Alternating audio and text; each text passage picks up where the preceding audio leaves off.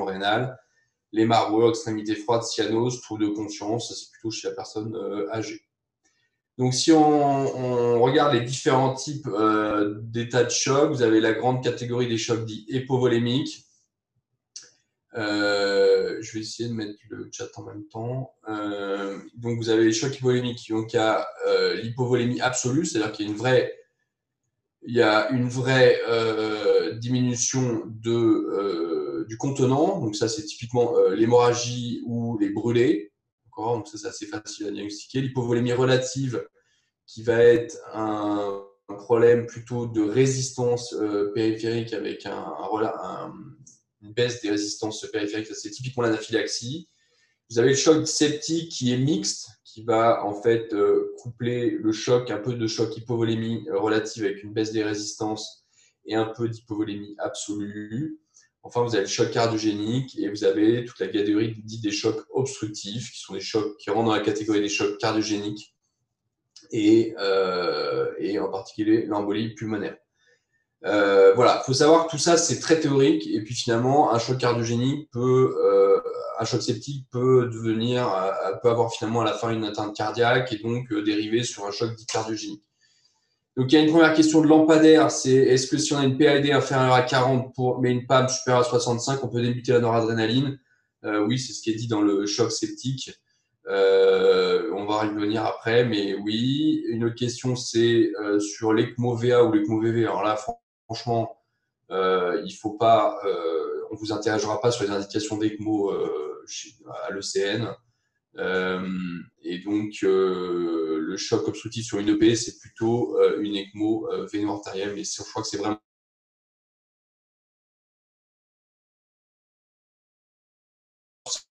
en détail derrière. L'EP fait aussi partie du choc cardiogénique, oui, c'est ce que j'ai dit, c'est le choc obstructif est une sous-classe du choc cardiogénique.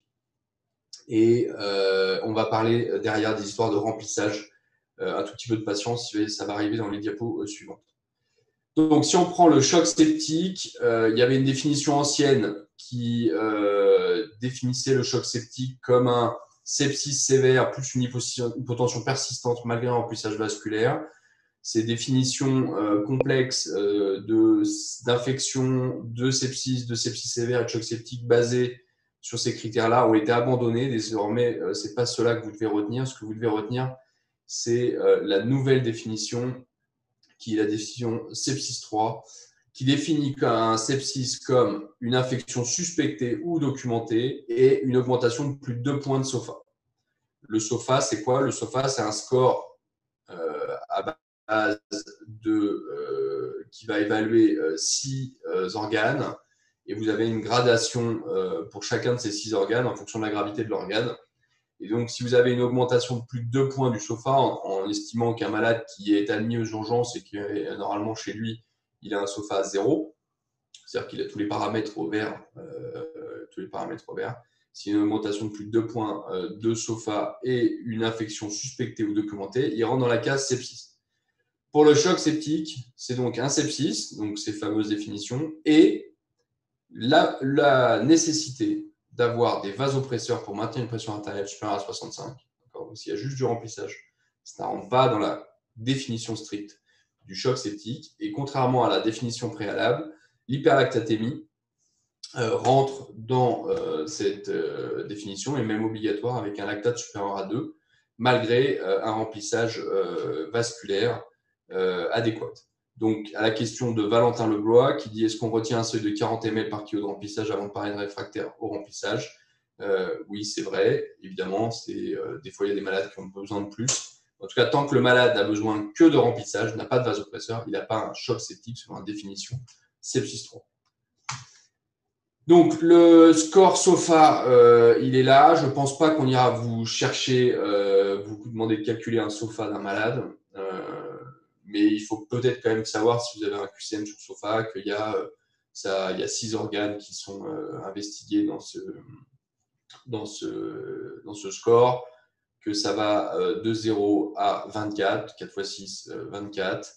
24 étant le pire, et donc c'est un critère de sévérité à l'admission aux urgences ou en réanimation. Et donc, pour avancer, pour que ça soit plus pratique en pratique clinique, et que ça soit un peu moins fastidieux de faire le sofa pour tout le monde, il a été proposé récemment le Quick Sofa, qui vous permet finalement de faire un triage très rapide aux urgences pour savoir si votre malade est à risque de sepsis. Et donc, ça passe par un patient qui a une infection suspecte. Si vous lui faites un Quick Sofa qui repose sur 3 paramètres, la fréquence respiratoire supérieure à 22, une diminution de la conscience, pas obligatoirement un coma évidemment, c'est juste une altération de la conscience. Donc, un malade à Glasgow 14 va rentrer, va coter. Une pression artérielle systolique inférieure à 100. À ce moment-là, s'il y a plus de 2 critères sur ces 3-là, on suspecte fortement un sepsis. Et là, on va aller faire le SOFA global. Si celui-ci est supérieur à 2, à ce moment-là, on rentre dans la catégorie sepsis. Si vous avez rempli votre malade et vous avez besoin de vasopresseur pour une pression artérielle supérieure à 65, et si vous avez une hyperlactatémie, vous retombez sur la définition du choc septique. Voilà, donc le Quick Sofa, ça peut faire l'objet d'un ou deux QCM assez facilement. La prise en charge de ces malades, quel que soit l'état de choc, mais là on va parler surtout du choc septique pour l'instant, elle est toujours assez standardisée finalement. Vous avez vos gros tiroirs, hein, c'est recherche d'un foyer infectieux, trouver l'origine du sepsis. Toujours, n'oubliez pas le bilan bactériologique avant toute antibiothérapie. Hémoculture, prélèvement de la porte d'entrée, enfin en fonction de l'examen clinique, avant la mise sous antibiotiques. On met l'antibiotique précocement, hein, le délai de prise en charge, de la mise en place des antibiotiques va impacter le pronostic. Remplissage vasculaire précoce, 1 litre en 30 minutes, 1 litre en 1 heure, 1 litre en 3 heures, avec une évaluation de la fonction cardiaque. Traitement rapide de la porte d'entrée. N'oubliez pas qu'il y a certains chocs septiques qui ont une prise en charge chirurgicale. Hein, l'abcès intra-abdominal, la cellulite, la péritonite, en fonction de la gravité et du tableau, il faut penser qu'il peut y avoir une prise en charge chirurgicale. Et le traitement vasoactif de choix va être la noradrénaline, et on va y adjoindre de la dobutamine si vous avez une dysfonction VG. La plupart des malades en choc septique désormais ont de l'hémissuccinate d'hydrocortisone et de la fludrocortisone. C'est pour ce qu'on appelle une opothérapie, c'est-à-dire substituer une possible insuffisance surrénalienne relative à ce choc septique. Je réponds à la question un peu au fur et à mesure. Le Quick Sofa ne peut pas être utilisé, si, je viens d'y répondre. Question sur le choc septique de Amy. À partir du moment où on va devoir introduire des vasopresseurs, on peut cocher choc septique ou il faut attendre de l'avoir mis?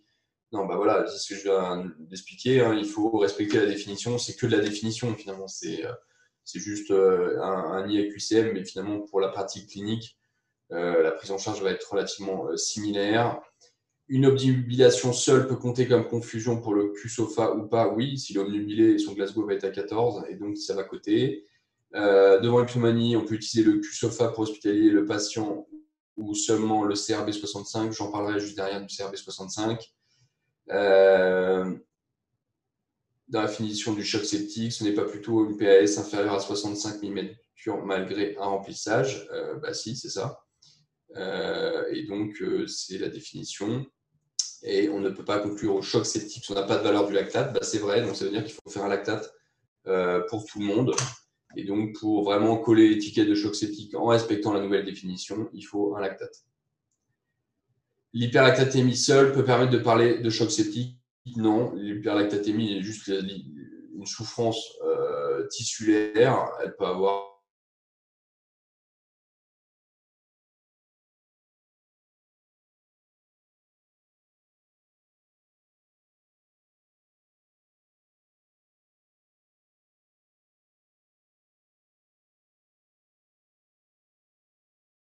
c'est toujours un peu pareil. La prise en charge, elle est pareille. Insuffisance cardiaque aiguë. Donc, il faut reconnaître qu'il y a deux types de choc cardiogénique ou d'insuffisance respiratoire et d'insuffisance cardiaque aiguë. Il y a le modèle clinique qui va être plutôt congestif, c'est-à-dire qu'un malade qui est plutôt très plein sur sa dysfonction cardiaque. Et donc, on va avoir de l'OAP, de l'orthopnée, des œdèmes bilatéraux, enfin, toute la sémiologie et un reflux hépatojugulaire, une congestion hépatomégalie, une hépatosplénomégalie. Ça, c'est le versant plutôt très congestif. Et vous avez un autre versant dans le choc cardiogénique qui est le version hypoperfusion. Et donc, vous avez un malade qui est complètement sec, mais qui va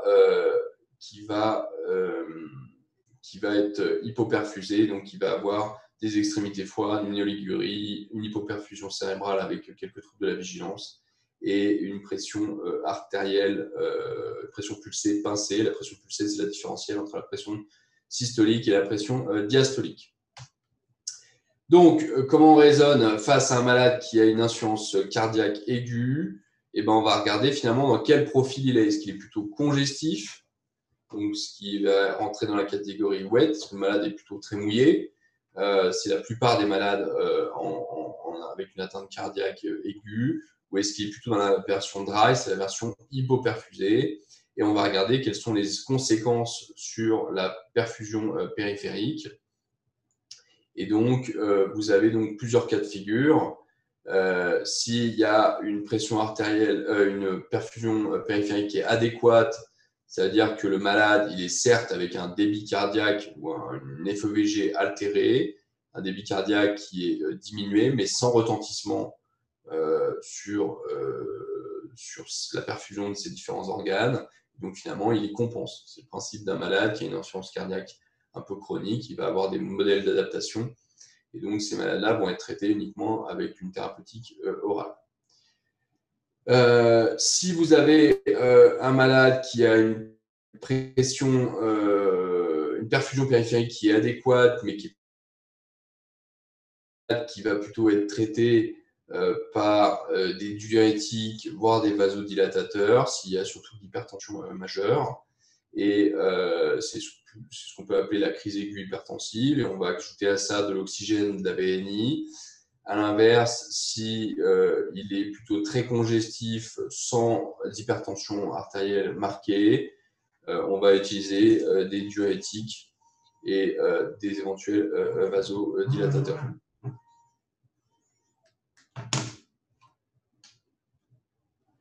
Donc sur voilà, donc ça c'est quand c'est compensé, quand il n'y a pas de signe d'hypoperfusion périphérique. En revanche, quand vous avez des signes d'hypoperfusion périphérique, donc des marbrures, de l'oligurie, des troubles de la vigilance, etc., et ben, si vous êtes dans la version sec, c'est-à-dire que vous avez un malade qui va être complètement sec et froid, donc il est hypoperfusé et probablement un peu hypovolémique, et c'est que dans ce cas-là qu'on va considérer un remplissage modéré chez ces malades-là, et on va surtout mettre des inotropes pour fouetter le cœur et augmenter la perfusion périphérique. À l'inverse, s'il est plutôt congestif, mais avec des signes d'hypoperfusion périphérique, si votre malade il est hypotendu, on va mettre des inotropes pour maintenir des vasopresseurs pour maintenir la pression artérielle, et on va surtout mettre des inotropes pour fouetter le cœur qui ne marche pas, et on va pouvoir même mettre des diurétiques. Et donc c'est dans ces cas-là qu'il y a parfois de la noradrénaline et des diurétiques.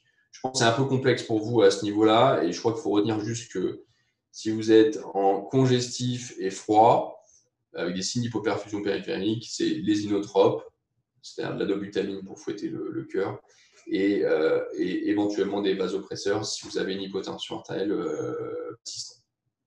Donc c'est le choc cardiogénique. À l'inverse, si vous n'avez pas d'hypoperfusion, si vous avez une hypoperfusion périphérique et une hypotension, et pas d'hypotension, excusez-moi, et ben, vous allez mettre plutôt des diurétiques et bien sûr des inotropes pour essayer de fouetter le cœur. Et à ce moment-là, on est dans ce qu'on appelle une insuffisance cardiaque décompensée à BTB. Donc tout ça est guidé finalement exclusivement par la clinique. Est-ce que le malade est plein? Est-ce qu'il est vide? Est-ce qu'il est plutôt wet ou plutôt dry? Et derrière, c'est est-ce qu'il y a des signes d'hypoperfusion périphérique? Oui ou non? C'est-à-dire est-ce qu'il est en état de choc ou est-ce qu'il est compensé? La prise en charge du choc cardiogénique, elle a toujours aussi, il y a un algorithme de prise en charge qui est assez systématisé. Donc c'est oxygénothérapie, ventilation mécanique éventuelle. Bien sûr, il y a la prise en charge urgente de l'ischémie aiguë si c'est une origine, si l'origine c'est un infarctus, qui est quand même la première cause de choc cardiogénique. Correction urgence d'un trouble du rythme s'il y a un trouble du rythme. L'inotrope de premier choix, c'est la dobutamine. Et si malgré une inotropie correcte, un inotropisme correct sous dobutamine, vous avez une hypotension persistante, vous pouvez mettre un vasoconstricteur qui est la noradrénaline. Les diurétiques, ça va être en fonction de la présentation clinique de votre malade, ce qui est plutôt plein et ce qui est plutôt vide. N'oubliez pas que soulager la douleur permet de diminuer la consommation d'oxygène chez un malade qui est déjà en souffrance. Reconnaître une indication chirurgicale urgente, ça c'est en particulier sur tout ce qui est valvulaire dans l'endocardite. Si réfractaire, assistance circulatoire, mais ça c'est franchement hors sujet à votre niveau. Et on va faire un contrôle glycémique. Et ce qui est très important, c'est qu'on va avoir une surveillance hémodynamique rapprochée. Et donc là, il y a plusieurs manières d'avoir une surveillance hémodynamique. Il n'y a pas une seule manière de faire. Soit vous faites de l'échographie, soit vous faites de la monitoring continu avec des outils qui existent, Pico, Doppler œsophagien, etc. Mais on n'ira jamais vous chercher dans ces détails-là. Donc voilà, si on reprend les grands volets de la prise en charge du choc cardiogénique, c'est l'échographie. L'échographie est vraiment le premier point, le point le plus important pour la prise en charge de ces malades. Surveillance avec un cathéter artériel et une pression artérielle pulsée. Coronographie si vous avez moindre signe ischémique. S'il y a un échec de la coronographie ou une impossibilité par la coronographie, c'est penser au pontage. Pensez aux chirurgies valvulaires quand vous avez une endocardite sévère. Assistance circulatoire éventuelle et il n'y a plus de place au ballon de contre-pulsion en routine. Autre partie, c'est le choc obstructif, l'embolie pulmonaire au premier plan. Donc l'embolie pulmonaire, la gravité va se faire sur l'examen clinique, à savoir est-ce que le malade est en état de choc ou une hypotension persistant.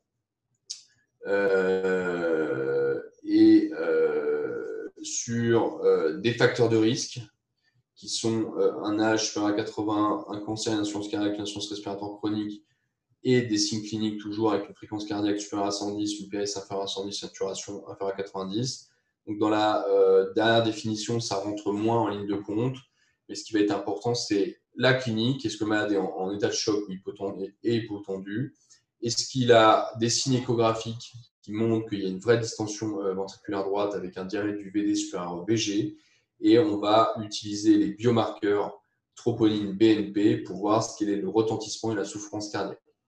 Si vous cochez toutes ces cases, vous êtes dans la catégorie haut risque de mortalité de l'EP, et donc c'est une indication formelle à la thrombolyse, en absence de contre-indication, bien sûr. Les contre-indications majeures, c'est principalement un hématome, une chirurgie, un hématome déjà présent, une chirurgie de moins de 48 heures, et après c'est au cas par cas. D'accord ? Donc voilà, donc c'est toujours en absence de contre-indication absolue, mais sinon c'est une indication à thrombolyse. Après, vous avez le cas un peu plus bâtard où vous n'avez pas d'état de choc, pas d'hypotension, mais vous avez un VD qui est très dilaté et une troponine et une BNP qui sont élevées. À ce moment-là, vous êtes dans ce qui s'appelle le risque intermédiaire. Et dans ces cas-là, la thrombolyse peut être discutée.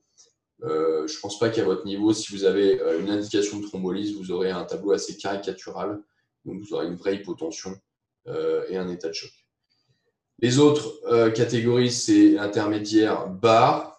Si vous avez que un troponine ou que le BNP qui est positif ou que une distension du VD, mais tout ça est bien compensé. Auquel cas, il n'y a absolument pas de traitement par anticoagulant simple. Et le low risque, c'est quand vous avez une embolie pulmonaire scanographique avec un retentissement pas trop important. Oui.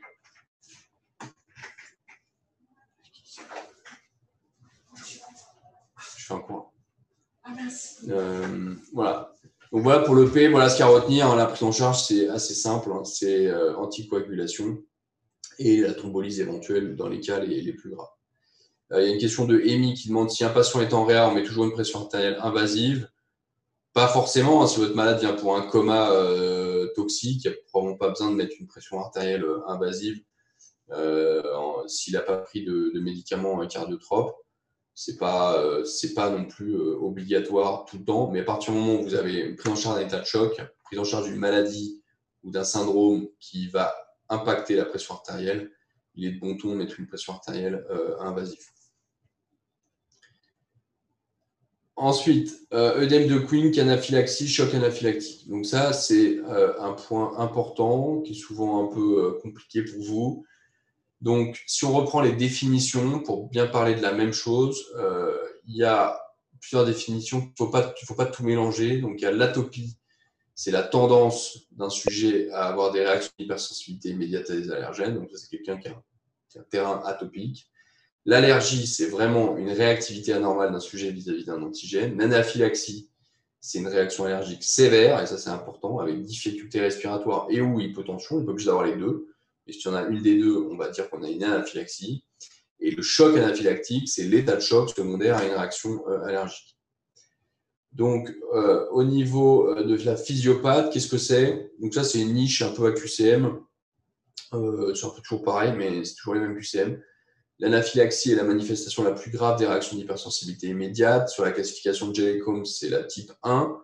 Elle met en jeu les anticorps IgE, un allergène et des cellules immunitaires, en particulier les mastocytes, qui sont très impliqués dans cette réaction inflammatoire. Il y a 2 phases successives. Il y a un contact préparant, où il y a la première rencontre avec l'allergène et la synthèse d'IgE, qui vont se fixer sur les mastocytes et les basophiles. Et puis là, il y a le contact déclenchant, qui est la fixation de l'allergène sur l'IgE. Puis il y a la dégradation cellulaire, et c'est la dégranulation cellulaire qui fait la gravité du tableau. Donc, les réactions anaphylactoïdes, ou le syndrome clinique anaphylactoïde, c'est quoi? C'est l'activation des mastocytes et des basophiles par un mécanisme direct en IgE dépendant. Ça peut être une réaction possible dès le premier contact avec l'antigène. Et donc, la réaction syndrome clinique anaphylactique, il y a plusieurs mécanismes et ça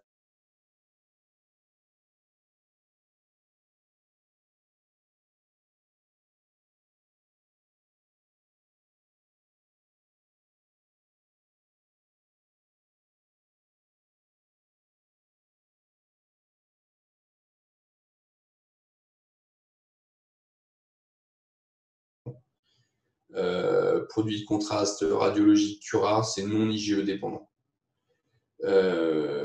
Pour les à la maison, c'est plutôt les aliments.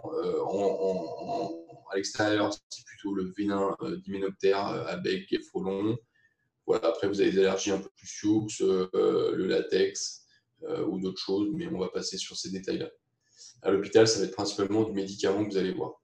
Alors, qu'est-ce qui se passe? Vous avez les médiateurs préformés qui sont l'histamine, qui jouent un rôle important et qui jouent un rôle important lors de la dégranulation mastocytaire, et donc qui est le médiateur le plus impacté. Il y a la tryptase aussi qui est un médiateur important qu'on va voir derrière puisque c'est ça qu'on va doser. Et il y a d'autres médiateurs qui sont peut-être un peu moins importants.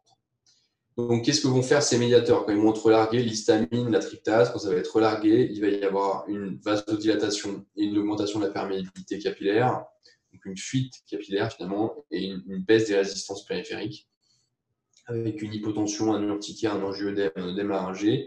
Vous avez un œdème interstitiel qui va donc se constituer, qui peut se présenter à différents endroits. Soit vous avez un œdème laryngé, un angioœdème, soit vous avez une dyspnée asthmatiforme avec donc une inflammation bronchique, et vous avez dans le même temps une contraction des muscles lisses qui va participer au bronchospasme, aux douleurs abdominales et à la vasoconstriction artérielle pulmonaire ou coronaire. La prise en charge, elle est standardisée. Il y a une conférence de consensus qui est assez claire. Donc, s'il y a une anaphylaxie cliniquement probable, donc il y a quand même un contexte, hein, c'est quelque chose de très brutal, suite à une intervention, soit le malade il a avalé quelque chose, soit il s'est fait piquer, soit il a reçu un médicament immédiatement. La première chose la première dichotomie à faire, c'est est-ce que mon malade est en arrêt ou pas. S'il est en arrêt, j'applique les recommandations de la prise en charge de l'arrêt cardiaque. Donc, ça va passer par des bolus d'1 mg d'adré toutes les 3 minutes, par un massage cardiaque, une prise en charge standardisée de l'arrêt cardiaque. Si votre malade n'est pas en arrêt, mais par contre, il a une atteinte cardiovasculaire ou respiratoire sévère, à ce moment-là, il y a deux options. Soit votre malade n'a pas de voie d'abord immédiate. Donc, il ne s'agit pas d'aller chercher une voie d'abord, etc. Il faut lui donner un traitement rapide, le temps de mettre une voie d'abord à la limite, mais la première chose à faire, ça va être de faire de l'adrénaline en IM. Mais attention, les doses ne sont pas les doses de l'arrêt cardiaque. Les doses, c'est 0,01 mg/kg, soit un maximum de 0,5 mg en bolus, en IM. Donc là, j'étais direct en IM. Si votre malade n'a pas d'atteinte cardiovasculaire ou respiratoire, on est sur une situation qui est quand même moins grave. Donc, on a plus de temps pour se calmer et on ne va pas parler d'adrénaline injectable. Donc, ça, c'est le premier volet de la prise en charge.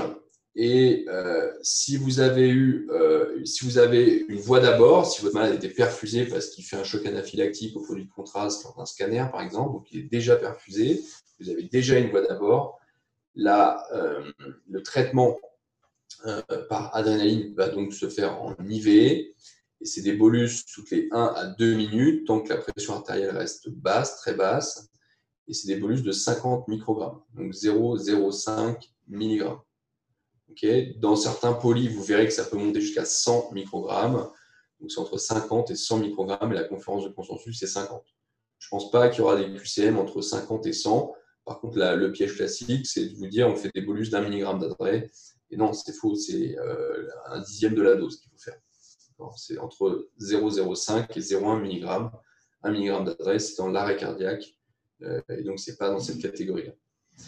Donc, si on a une détresse respiratoire, une détresse cardiovasculaire, pardon, donc principalement avec une hypotension importante, une pression artérielle diastolique effondrée, on va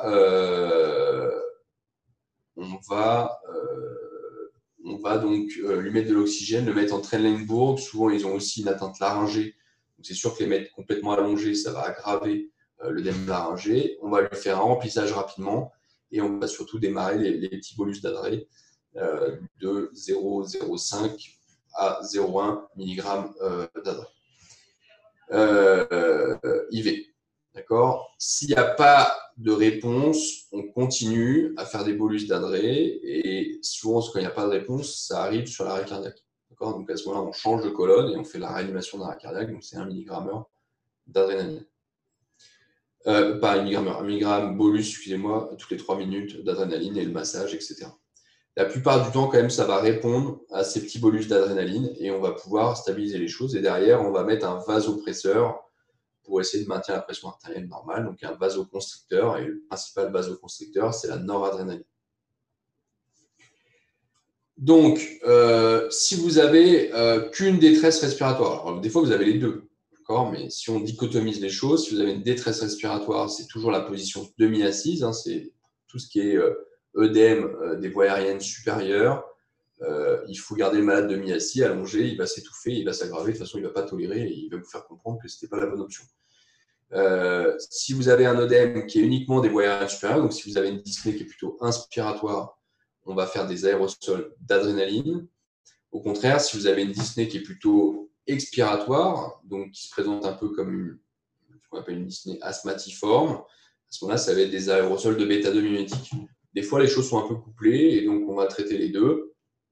Et donc, s'il n'y a pas de réponse après toute cette prise en charge, on pourra discuter de mettre de l'adrénaline en plus. Mais là, on rentre dans une autre catégorie et c'est vraiment de la réanimation poussée. Et ça ne concerne pas, je pense, à l'océan. Ce qu'il faut penser, c'est que il faut appeler la réa tôt. D'accord. En pratique, on n'est pas appelé à cet endroit-là. Ça ne veut pas dire qu'il ne faut pas faire le traitement avant. C'est que le temps que la réa arrive, il faut démarrer évidemment la prise en charge. Mais il faut les appeler tôt parce que l'abord sous-glottique peut être compliqué. Quand vous avez un malade qui a un œdème laryngé, c'est un malade qui va être très compliqué à intuber.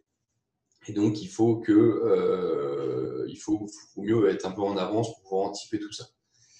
Dans tous les cas, on va faire l'éviction de l'allergène. Donc, quand c'est une piqûre, il n'y a pas grand-chose à faire. Mais quand c'est suite à un traitement, il faut arrêter la perfusion en cours et la virer. On va surveiller le malade. Si le malade s'améliore, ça c'est la suite, c'est le troisième volet. C'est déjà, on va mettre des antihistaminiques et des corticoïdes de façon systématique durant cette période de surveillance. Ça, on sait que ça va mettre un peu de temps à agir, donc c'est pas un traitement de la minute, d'accord, mais on va tout le temps le faire, des antihistaminiques et des corticoïdes à 1 mg kilo. Ça va être pour la surveillance. Pourquoi la surveillance, elle va être toujours de 24 heures si vous avez eu une atteinte sévère, parce qu'il peut y avoir un relapse. Le malade peut récidiver alors qu'il n'a plus le traitement qui court ou il n'a pas été repiqué. Okay. Donc c'est pour ça que tous ces malades-là sont surveillés 24 heures minimum en réanimation pour ce risque de récidive. Donc on va faire antihistaminique, corticoïde pour tout le monde. Mais par contre, on sait très bien que ce n'est pas le truc qui agit dans la minute. Donc, si c'est fait 5 minutes après, ce n'est pas grave. L'urgence, c'est surtout de libérer les voies aériennes supérieures, de gérer le problème hémodynamique ou respiratoire. Dans le suivi post-critique, c'est-à-dire de prouver l'anaphylaxie, ça a un rôle, c'est un intérêt médico-légal, c'est un intérêt pour le patient déjà de prouver que c'est vraiment une anaphylaxie. Et puis parfois, vous avez quand même des situations où c'est un peu compliqué de savoir si c'est vraiment une anaphylaxie ou si c'est le début d'un choc septique, vous ne savez pas comment ça évolue. Le problème, c'est que ces dosages doivent être faits précocement. Et donc, on dit souvent, on fait histamine tritase, mais en fait, histamine, la demi-vie, elle est extrêmement courte, elle est de 15 minutes. Donc, vous imaginez bien que dans ces situations-là graves, le premier réflexe n'est pas de prélever un tube au malade pour avoir l'histamine, alors que le malade est en train en grande détresse respiratoire ou grande détresse hémodynamique. Donc l'histamine a été abandonnée du fait de cette demi-vie courte. Et finalement, la tritase a une demi-vie plus longue et donc est un très bon marqueur de la dégranulation mastocytaire. Et donc c'est la tritase qui a été retenue comme marqueur de cette dégranulation mastocytaire et donc marqueur de ce choc anaphylactique ou de cette réaction anaphylactoïde. Les antihistaminiques et les corticoïdes, c'est pas Péros, non, c'est IV. À l'ECNI, on coche que tritase, pas histamine. C'est pas une faute du tout de faire l'histamine. L'histamine, si vous avez votre tube dans le premier quart d'heure, ça peut tout à fait être valable. S'il y en a qu'un des deux à faire, ça sera la tritase, parce que l'histamine, si vous le faites un tout petit peu trop tard, ça sera ininterprétable, parce qu'il y a plein d'autres facteurs qui modifient l'histamine. Donc la tritase est beaucoup plus stable, a une demi-vie plus longue, et donc vous permet d'avoir un petit laps de temps un peu plus long, mais vous voyez que c'est quand même assez court, puisque la premier prélèvement de tritase, c'est entre 30 minutes et 2 heures après les premiers symptômes. Il ne s'agit de pas faire ça 12 heures après, ça sera trop tard. La surveillance, on en a parlé, c'est 24 heures systématiquement pour tous ceux qui ont une atteinte sévère cardiovasculaire ou respiratoire. La prévention, c'est l'éducation, c'est de leur dire vous êtes allergique à ça, des consignes écrites, voire même un auto-injecteur d'adrénaline, c'est plutôt quand c'est secondaire à des piqûres d'hyménoptère, parce que ça on ne peut pas le prévoir. Et derrière, on va faire des consultations d'allergologie à distance, avec on va faire placer par un allergologue. Parce qu'on peut faire éventuellement des désensibilisations quand c'est un problème, c'est un médicament important pour la personne. En ce qui concerne le dosage des IgE spécifiques, c'est une histoire de spécialiste, puisqu'il faut savoir quels sont les médicaments qui sont IgE. C'est principalement quand c'est des médicaments, quels sont les médicaments qui sont IgE ou non IgE dépendants. C'est principalement en fait utilisé quand vous avez un accident anesthésique et que vous avez utilisé plusieurs drogues. Vous pouvez faire des IgE spécifiques de telle ou telle drogue pour essayer de spécifier, d'accord, pour avoir une réponse spécifique. Mais ça, on n'ira jamais vous chercher là-dessus. Retenez que c'est histamine, tritase, histamine dans le meilleur des mondes, mais ça n'existe pas. Et que finalement, s'il n'y en a qu'un seul à retenir, ce sera la tritase. Dans le collège, Camille Barral dit dans le collège, la dose d'IM mentionnée de 1 mg, on ne retient pas ça, non, c'est 0,5 mg maximum en IM, en aigu, début. La détresse respiratoire aiguë, c'est fréquent, surtout en ce moment. Donc, c'est polypnée supérieure à 30, cyanosueur, tirage, respiration paradoxale abdominale. faut pas oublier qu'il y a un retentissement. Attendez, il y a Benjamin Prunier qui me dit pas de risque de l'adré en IV. Bah, pas de risque de quoi? S'il y a un risque de l'adré en IV, si on fait des doses qui sont inappropriées, si tu fais les petites doses comme dans la conférence de consensus en IV, c'est même à la limite un peu plus efficace qu'en IM, parce qu'au moins tu es sûr que ça va directement dans le vaisseau. Donc il faut juste appliquer les bonnes doses et les doses qu'on vient de discuter.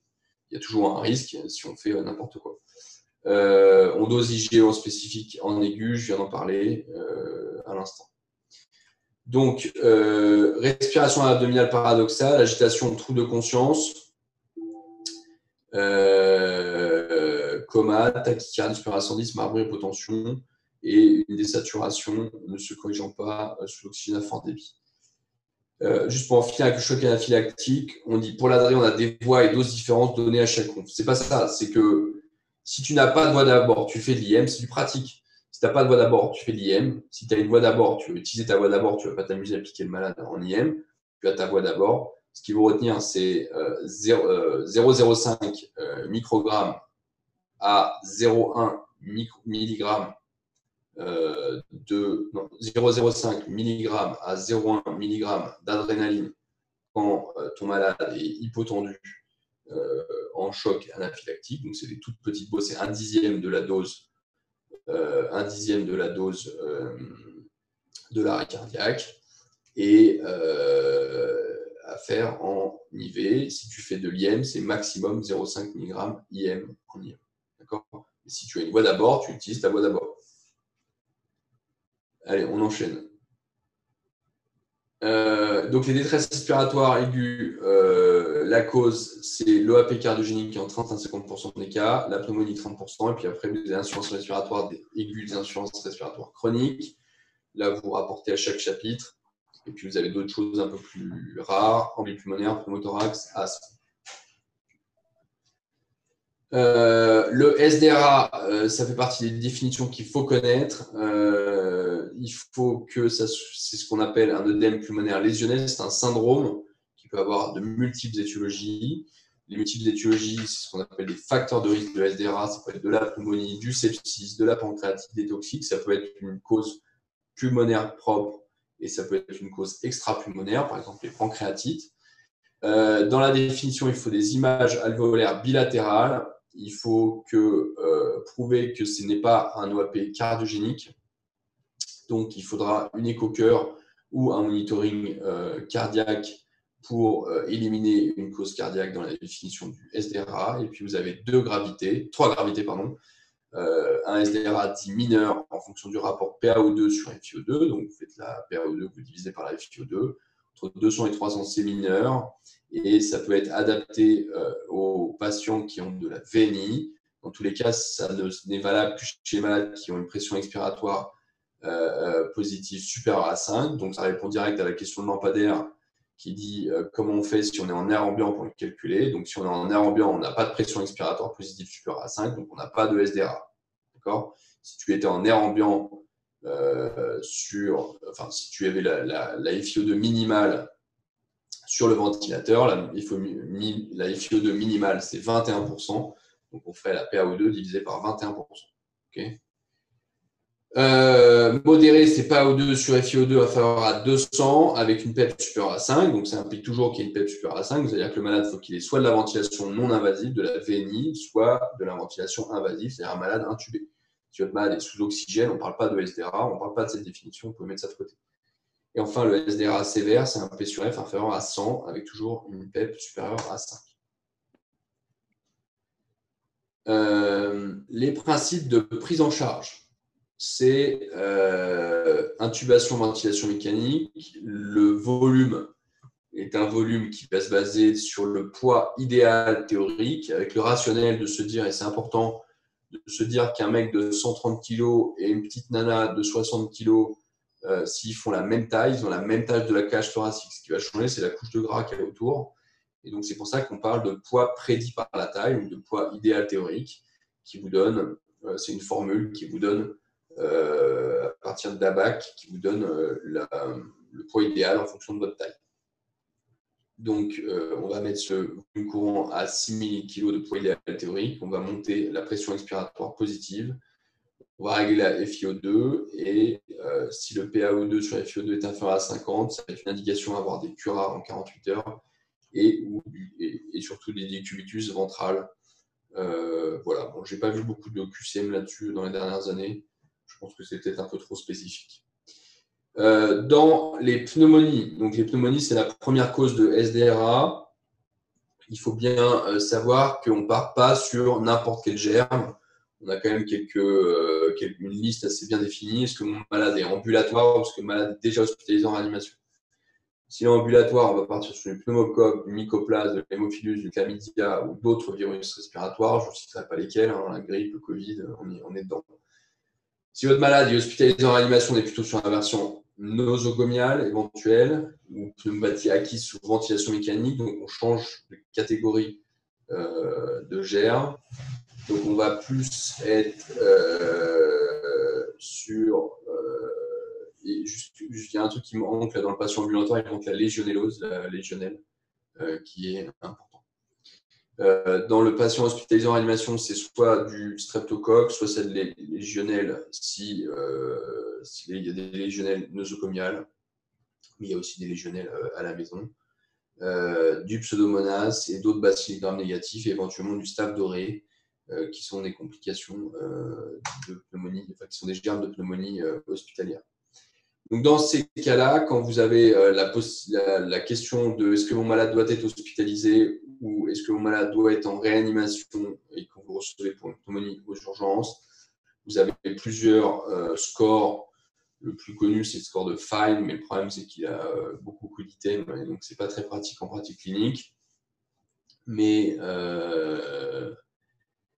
en fait, il y a d'autres scores, en particulier le CURB 65 qui avait été proposé par un de vous au tout début. Et donc, dans le CURB 65, c'est C pour confusion, U pour urée, R pour la fréquence respiratoire supérieure à 30, B pour blood, c'est donc l'hémodynamique, et 65 pour un H supérieur à 65 ans. Si vous avez entre 0 et 1, vous avez une faible mortalité prédite. Et donc, on estime que le malade peut être traité à domicile avec une réévaluation. Mortalité intermédiaire, c'est un malade qui doit être à l'hôpital parce qu'il y a un risque de dégradation importante. Et puis, si vous avez un curve qui est supérieur à 3, à ce moment-là, vous êtes dans une mortalité importante, plus de 22%. Et donc, vous avez une admission en réanimation. D'accord ? Il y en a qui me demandent si l'urée est parfois non, que doit-on retenir? L'urée n'est pas mise si vous n'avez pas ce bilan biologique disponible, particulier pour les médecins généralistes. Donc c'est pour ça qu'il y a des fois, il est retiré du sport. Mais bon, toute admission en urgence d'un mec pour une pneumonie, il aura un bilan sanguin qui comportera une urée.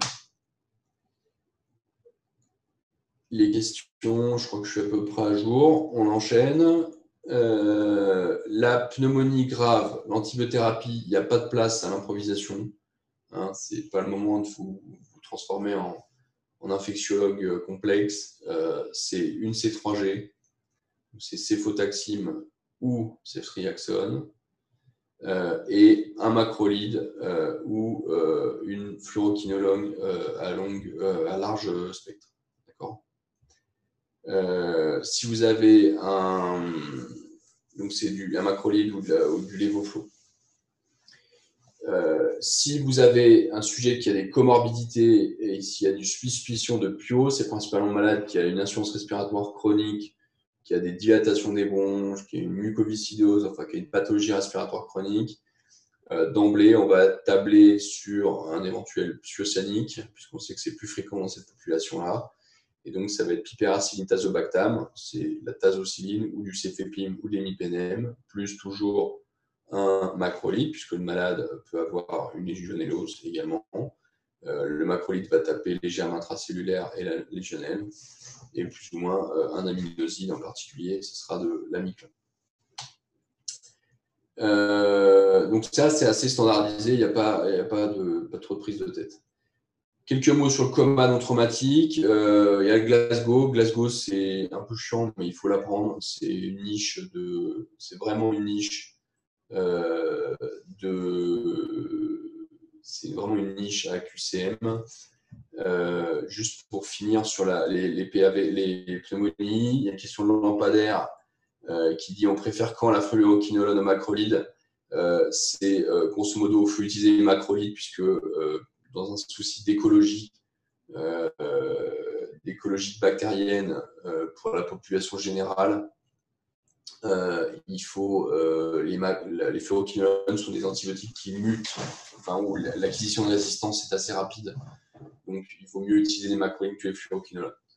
Il y a eu un tel lobbying des laboratoires que les fluoroquinolones sont bien rentrés dans la population générale. Et donc, mais on peut utiliser l'un comme l'autre. Il n'y a pas de faute bactériologique. J'aurais tendance à dire qu'il vaut mieux utiliser les macrolides que les fluoroquinolones pour ces histoires de préserver les antibiotiques pour nos enfants. Mais voilà. Ensuite,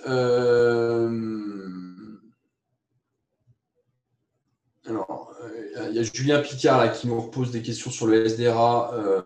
Si on a une pression de plateau trop élevée et qu'on nous propose de diminuer la PEP alors elle est à 12, faut-il le faire? Question tombée aux ECN blancs de décembre ou bien on ne touche pas à la PEP dans cette situation? Voilà, je pense que c'est hors sujet pour des décates comme vous.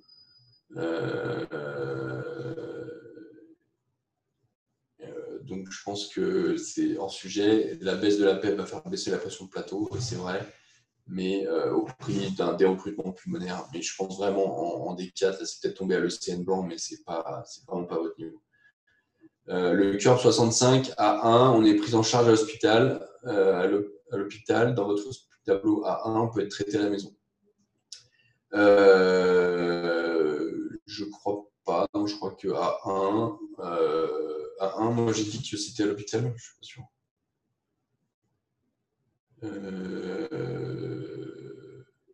Non, si c'est 0 à 1, il y a marqué maison. Donc c'est la diapo. C'est en anglais, excuse-moi, donc je te traduis. Likely to be suitable for home treatment. Home, ça veut dire maison en anglais.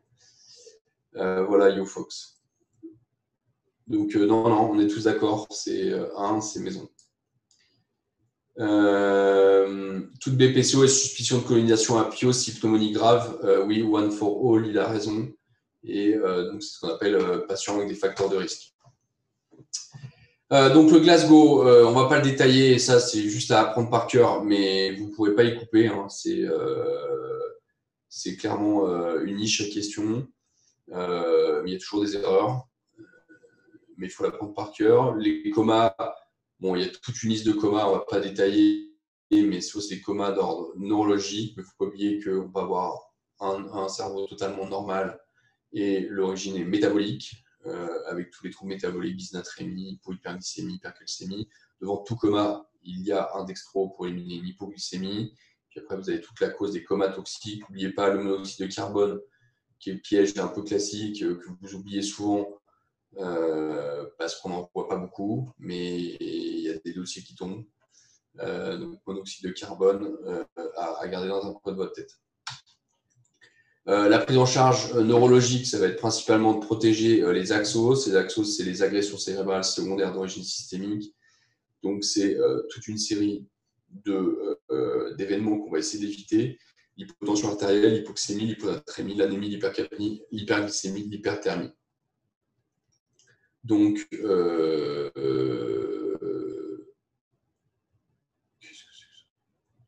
Benjamin, tu nous dis, peut-on faire des bolus de 5 mg en cas d'arrêt sur choc anaphylactique à partir de la 3e injection, écrit dans le collège, des injections d'adrénaline. Des bolus de 5 mg d'adré, moi, j'ai jamais vu ça, même après la 3e injection. Donc, voilà.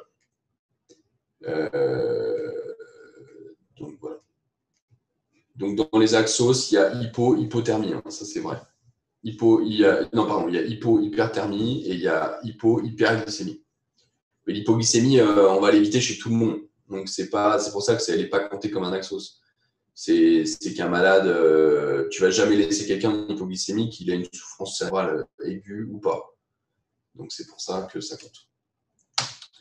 Les infections nosocomiales, c'est important. Dans les définitions d'infection nosocomiale, c'est une infection survenant chez un patient en cours ou au décours d'un contact avec une structure de soins. Ça intervient dans les plus de 48 heures. Donc, si un malade fait une pneumonie à 24 heures, il ne sera pas compté comme une infection nosocomiale. C'est toute la nosologie qui est importante, mais ça a des conséquences médico-légales. Les types, c'est les infections urinaires, les pneumonies, l'infection de site opératoire. N'oubliez pas un malade qui est fébrile après une chirurgie, c'est bien sûr la chirurgie, même si le chirurgien vous dit que ce n'est pas ça. Infection de la peau et des tissus mous. Et on va surtout changer de catégorie en termes de bactériologie avec des bactéries résistantes aux antibiotiques, et on va avoir des potentiels SARM, BLSE ou plus compliqués des bactéries de résistance à tous les antibiotiques. Les traitements et comment minimiser les infections nosocomiales, c'est avoir un personnel en nombre suffisant et bien formé. Il y a plusieurs QCM de ce type, c'est de l'hygiène, tout ça. Surveiller le nombre et le type d'infection nosocomiale par des rapports annuels dans chaque service. Ça fait partie des bonnes pratiques et c'est ça qui permet de sensibiliser les équipes au risque d'infection nosocomiale et finalement de s'améliorer chaque année. Les respects des règles d'asepsie, ça paraît assez évident. Prévention de la transmission croisée, c'est-à-dire isoler un malade qui a une bactérie résistante ou multirésistante. Et le plus important, c'est une politique rationnelle de l'antibiothérapie. Et donc, c'est d'avoir un spectre le plus étroit adapté à l'antibiogramme et de réévaluer l'antibiothérapie à 48 heures et à 7 jours pour avoir toujours le spectre le plus étroit, actif évidemment sur la bactérie. Mais c'est comme ça qu'on diminue le risque de résistance et le risque d'apparition d'infection nosocomiale.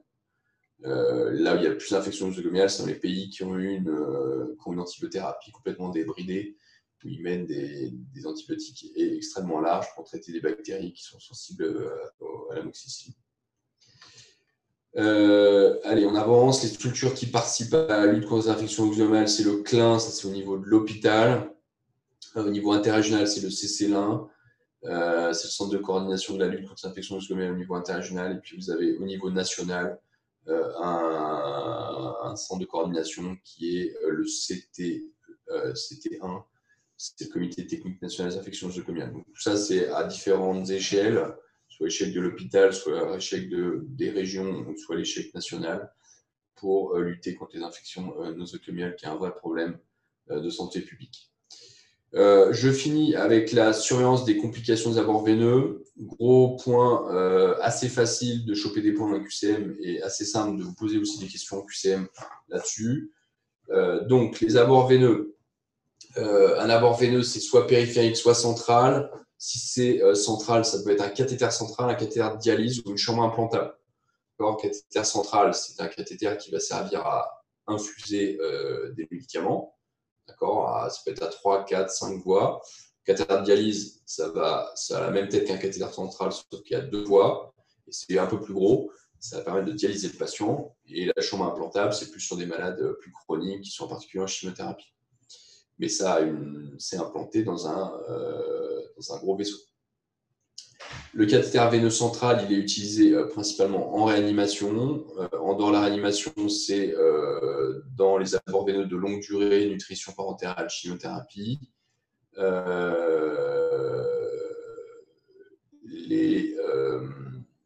Donc voilà, mais c'est principalement en réa que c'est utilisé. Le cathéter artériel, l'intérêt est uniquement d'avoir une pression artérielle sanglante. Donc, ce qu'on disait au tout début, c'est tout malade qui a une pathologie qui menace la pression artérielle. Il va falloir monitorer ça rapidement et pas avoir les variations de la pression au brassard.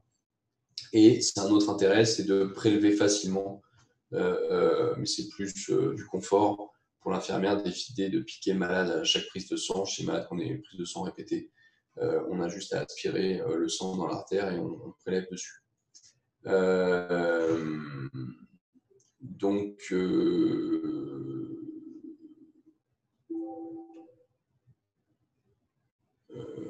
voilà, quand on dit centrale lampadaire, il nous dit quand on dit centrale, on parle oreillette droite. Non, quand on dit central, ça veut dire gros vaisseau. D'accord? Puisque si tu as un cathéter fémoral, il ne va pas atteindre l'oreillette droite. Mais c'est juste qu'il est dans la veine fémorale, il est dans un gros vaisseau qui va se diriger évidemment vers l'oreillette droite, qui va vers le cœur. Le cathéter artériel, on en a parlé, et donc les complications importantes, c'est les complications mécaniques, et ça c'est principalement lors de la pause, on va les détailler ensemble. Complications thrombotiques, c'est qu'au bout d'un moment ça se bouche, et les complications infectieuses, c'est les infections de cathéter, c'est le truc qu'il faut traquer et redouter. Mark Green nous demande est-ce qu'on fait aussi des prélèvements du cathéter veineux? C'est possible, c'est un peu plus compliqué, mais c'est possible de prélever sur un cathéter veineux. Voilà. Bon, c'est pas l'indication. On ne met pas un cathéter veineux pour faciliter les prélèvements sanguins. D'accord. On enchaîne derrière. Donc les sites de pause des cathéters. Cathéter veineux, c'est 3 sites de pause fémoral, sous-clavière, jugulaire interne. Toujours en veineux, évidemment. Le cathéter artériel sous les mis dans l'artère radiale, sous les mis dans l'artère fémorale. De façon un peu plus rare, il est mis parfois en numéral. D'accord. La pose d'un cathéter central, c'est une information du patient, des familles, patient s'il est conscient, famille, éventuellement. On évalue les risques, c'est les risques allergiques. Est-ce qu'il y a un risque hémorragique? Est-ce qu'il y a une contre-indication à certains sites? Donc c'est là que c'est important. Il n'y a pas de voie sous-clavière si vous avez un trouble de l'hémostase. Si on vous dit le malade il est cirrhotique, il a 30% de TP, 15% de facteur 5, il est admis en réanimation pour une infection liquide d'acide, machin, vous décidez de poser un cathéter. Si on propose des cathéters sous clavier, c'est non. D'accord. S'il y a un trouble de l'hémostase, il n'y a pas de cathéter sous clavier. Pourquoi? Parce qu'en fait, si vous piquez, on a tous fait des ponctions artérielles accidentelles. Si vous piquez l'artère fémorale alors que vous pensiez piquer la veine fémorale, c'est pas grave, vous allez comprimer longtemps, vous allez vous servir de leçon. Mais en appuyant sur l'artère fémorale, vous allez comprimer, vous allez y arriver. Pareil pour la carotide. Alors que sur le sous-clavier, si vous prenez l'artère sous-clavière, vous n'avez pas d'accès avec vos doigts pour aller comprimer l'artère sous-clavière, et donc vous n'allez pas pouvoir faire l'hémostase locale. Et donc, il n'y a pas de voie sous-clavière sous les troubles de l'hémostase. C'est un piège classique des dossiers des QCM. On évite dans la mesure du possible la voie fémorale si vous avez une obésité morbide, si vous avez une candidose des plis. Bon, c'est pour des raisons évidentes infectieuses. Hein, quand vous avez l'énorme bourrelet qui retombe sur la fémorale, vous imaginez que le cathéter qui est dans la cave à fromage en dessous, il va sûrement s'infecter. Tout ça se fait dans des conditions stériles. Et on va utiliser un monitorage si on pose un territoire en territoire capsule, puisqu'on va scoper le malade. Pour voir s'il n'y a pas des extrasystoles, enfin pour voir qu'il y a des extrasystoles quand on descend au niveau de l'oreillette droite, vous l'avez une capsule. Et puis surtout, il peut toujours y avoir des complications, hein, donc il faut quand même avoir un monitorage. Et maintenant, tous les cathéters se font en repérage éco-guidé. Donc pour les voies les plus à risque d'infection, excusez-moi, attendez, je me suis planté. Hop. Donc attendez, Jérôme nous dit quelle est la voie la plus à risque d'infection? C'est clairement la voie fémorale, du fait de la proximité du périnée et du fait que c'est dans un pli quand même. Donc c'est fémoral. Y a-t-il une voie, Sarah qui me demande, y a-t-il une voie préférentielle en première intention? Désolé si vous l'avez déjà dit, j'ai pas entendu. Et effectivement, je ne l'ai pas dit. Ça va plutôt être pour un caté. Central, ça va plutôt être en jugulaire, d'accord. La première voie d'abord c'est le jugulaire. Après le problème c'est que votre maladie reste longtemps, qu'il est thrombosé, infecté ou qu'il a d'autres dispositifs. Parfois on est un peu limité en termes de voie d'abord. Donc plutôt jugulaire en 1. On va vérifier par une radio de thorax la position du cathéter. En particulier quand c'est dans le territoire cave-sup, quand vous mettez un cathéter fémoral, il n'y a pas besoin de faire une radio de thorax. Pour arriver à faire une bêtise sur les poumons en mettant un cathéter fémoral, il faut quand même y aller fort. Le matériel est tracé et l'assurance quotidienne, ça va être surtout l'aspect local. Est-ce qu'il n'y a pas un aspect inflammatoire, puisque c'est une infection de cathéter, c'est un risque important. Et puis vous envoyez directement la bactérie sur les valves, donc il y a un risque d'endocardite important. Les complications des voies veineuses périphériques. Donc ça, c'est la perfusion de salle. C'est une blessure vasculaire, donc ça, c'est pas grand-chose. C'est un hématome au point de ponction, c'est pas bien grave. La perfusion extraveineuse, donc c'est l'extravasation de liquide en dehors de la veine périphérique. Donc ça se traite avec des pansements alcoolisés. On peut avoir une véritable nécrose subcutanée en fonction de ça, des produits que vous injectez. Donc il faut retirer la voie veineuse périphérique et faire des pansements alcoolisés, puis ça va cicatriser progressivement. Les bactériémies sur voie périphérique, c'est 0,5% des perfusions mises en place. Et quand vous voyez le nombre de perfusions mises en place à l'hôpital, c'est finalement pas mal. Les autres complications, c'est la thrombophlébite, c'est la perf qui se bouche. C'est lié à la durée d'insertion, à la taille des cathéters, à l'infection. L'infection fait le lit de la thrombophlébite. Donc dans ces cas-là, il faut retirer la voie veineuse, faire un pansement alcoolisé et changer la voie veineuse. Donc Chloé Lefebvre nous dit, doit-on mettre le patient en traîne, je pense que c'était Trendelenburg, à la pause et au retrait d'un cathéter artériel ou juste au retrait? Alors Chloé, le principe du Trendelenburg, c'est d'éviter l'embolie gazeuse. D'accord, j'en parle juste derrière, je crois. Voilà, je te réponds, Chloé, j'ai pas oublié ta question, ça arrive juste à la fin de la diapo. Donc les complications des cathéters centraux, c'est les complications mécaniques. Donc ça, c'est à la pause, et le fait de faire ça sous écho, de voir où on pique et voir le cathéter qui rentre dans le vaisseau, a diminué fortement de ces complications mécaniques. C'est le pneumothorax qui peut arriver immédiatement ou dans les 48 heures après la pause. Et bien sûr, il y a des voies qui sont plus à risque de pneumothorax. C'est la voie sous-clavière, puisque vous allez passer juste au-dessus du dôme pleural. Donc vous avez un risque d'embrocher l'apex du poumon. Et vous pouvez aussi faire un pneumothorax par une voie jugulaire. Et c'est pour ça que la radiothorax est obligatoire après la pause. C'est vérifier que votre cathéter est bien placé, qu'il n'y a pas un trajet aberrant. Et deux, de vérifier qu'il n'y a pas une complication type pneumothorax ou hémothorax, ça peut arriver. Les hémorragies par blessure vasculaire, c'est principalement quand vous avez piqué l'artère adjacente. Et donc, le traitement, c'est compression externe. C'est aussi diminué par le fait de faire une pause écho-guidée. C'est une contre-indication à la voie sous-clavière si vous avez trouvé l'hémostase. Et je pense que je vais répéter suffisamment pour que vous ne plantiez pas le jour J.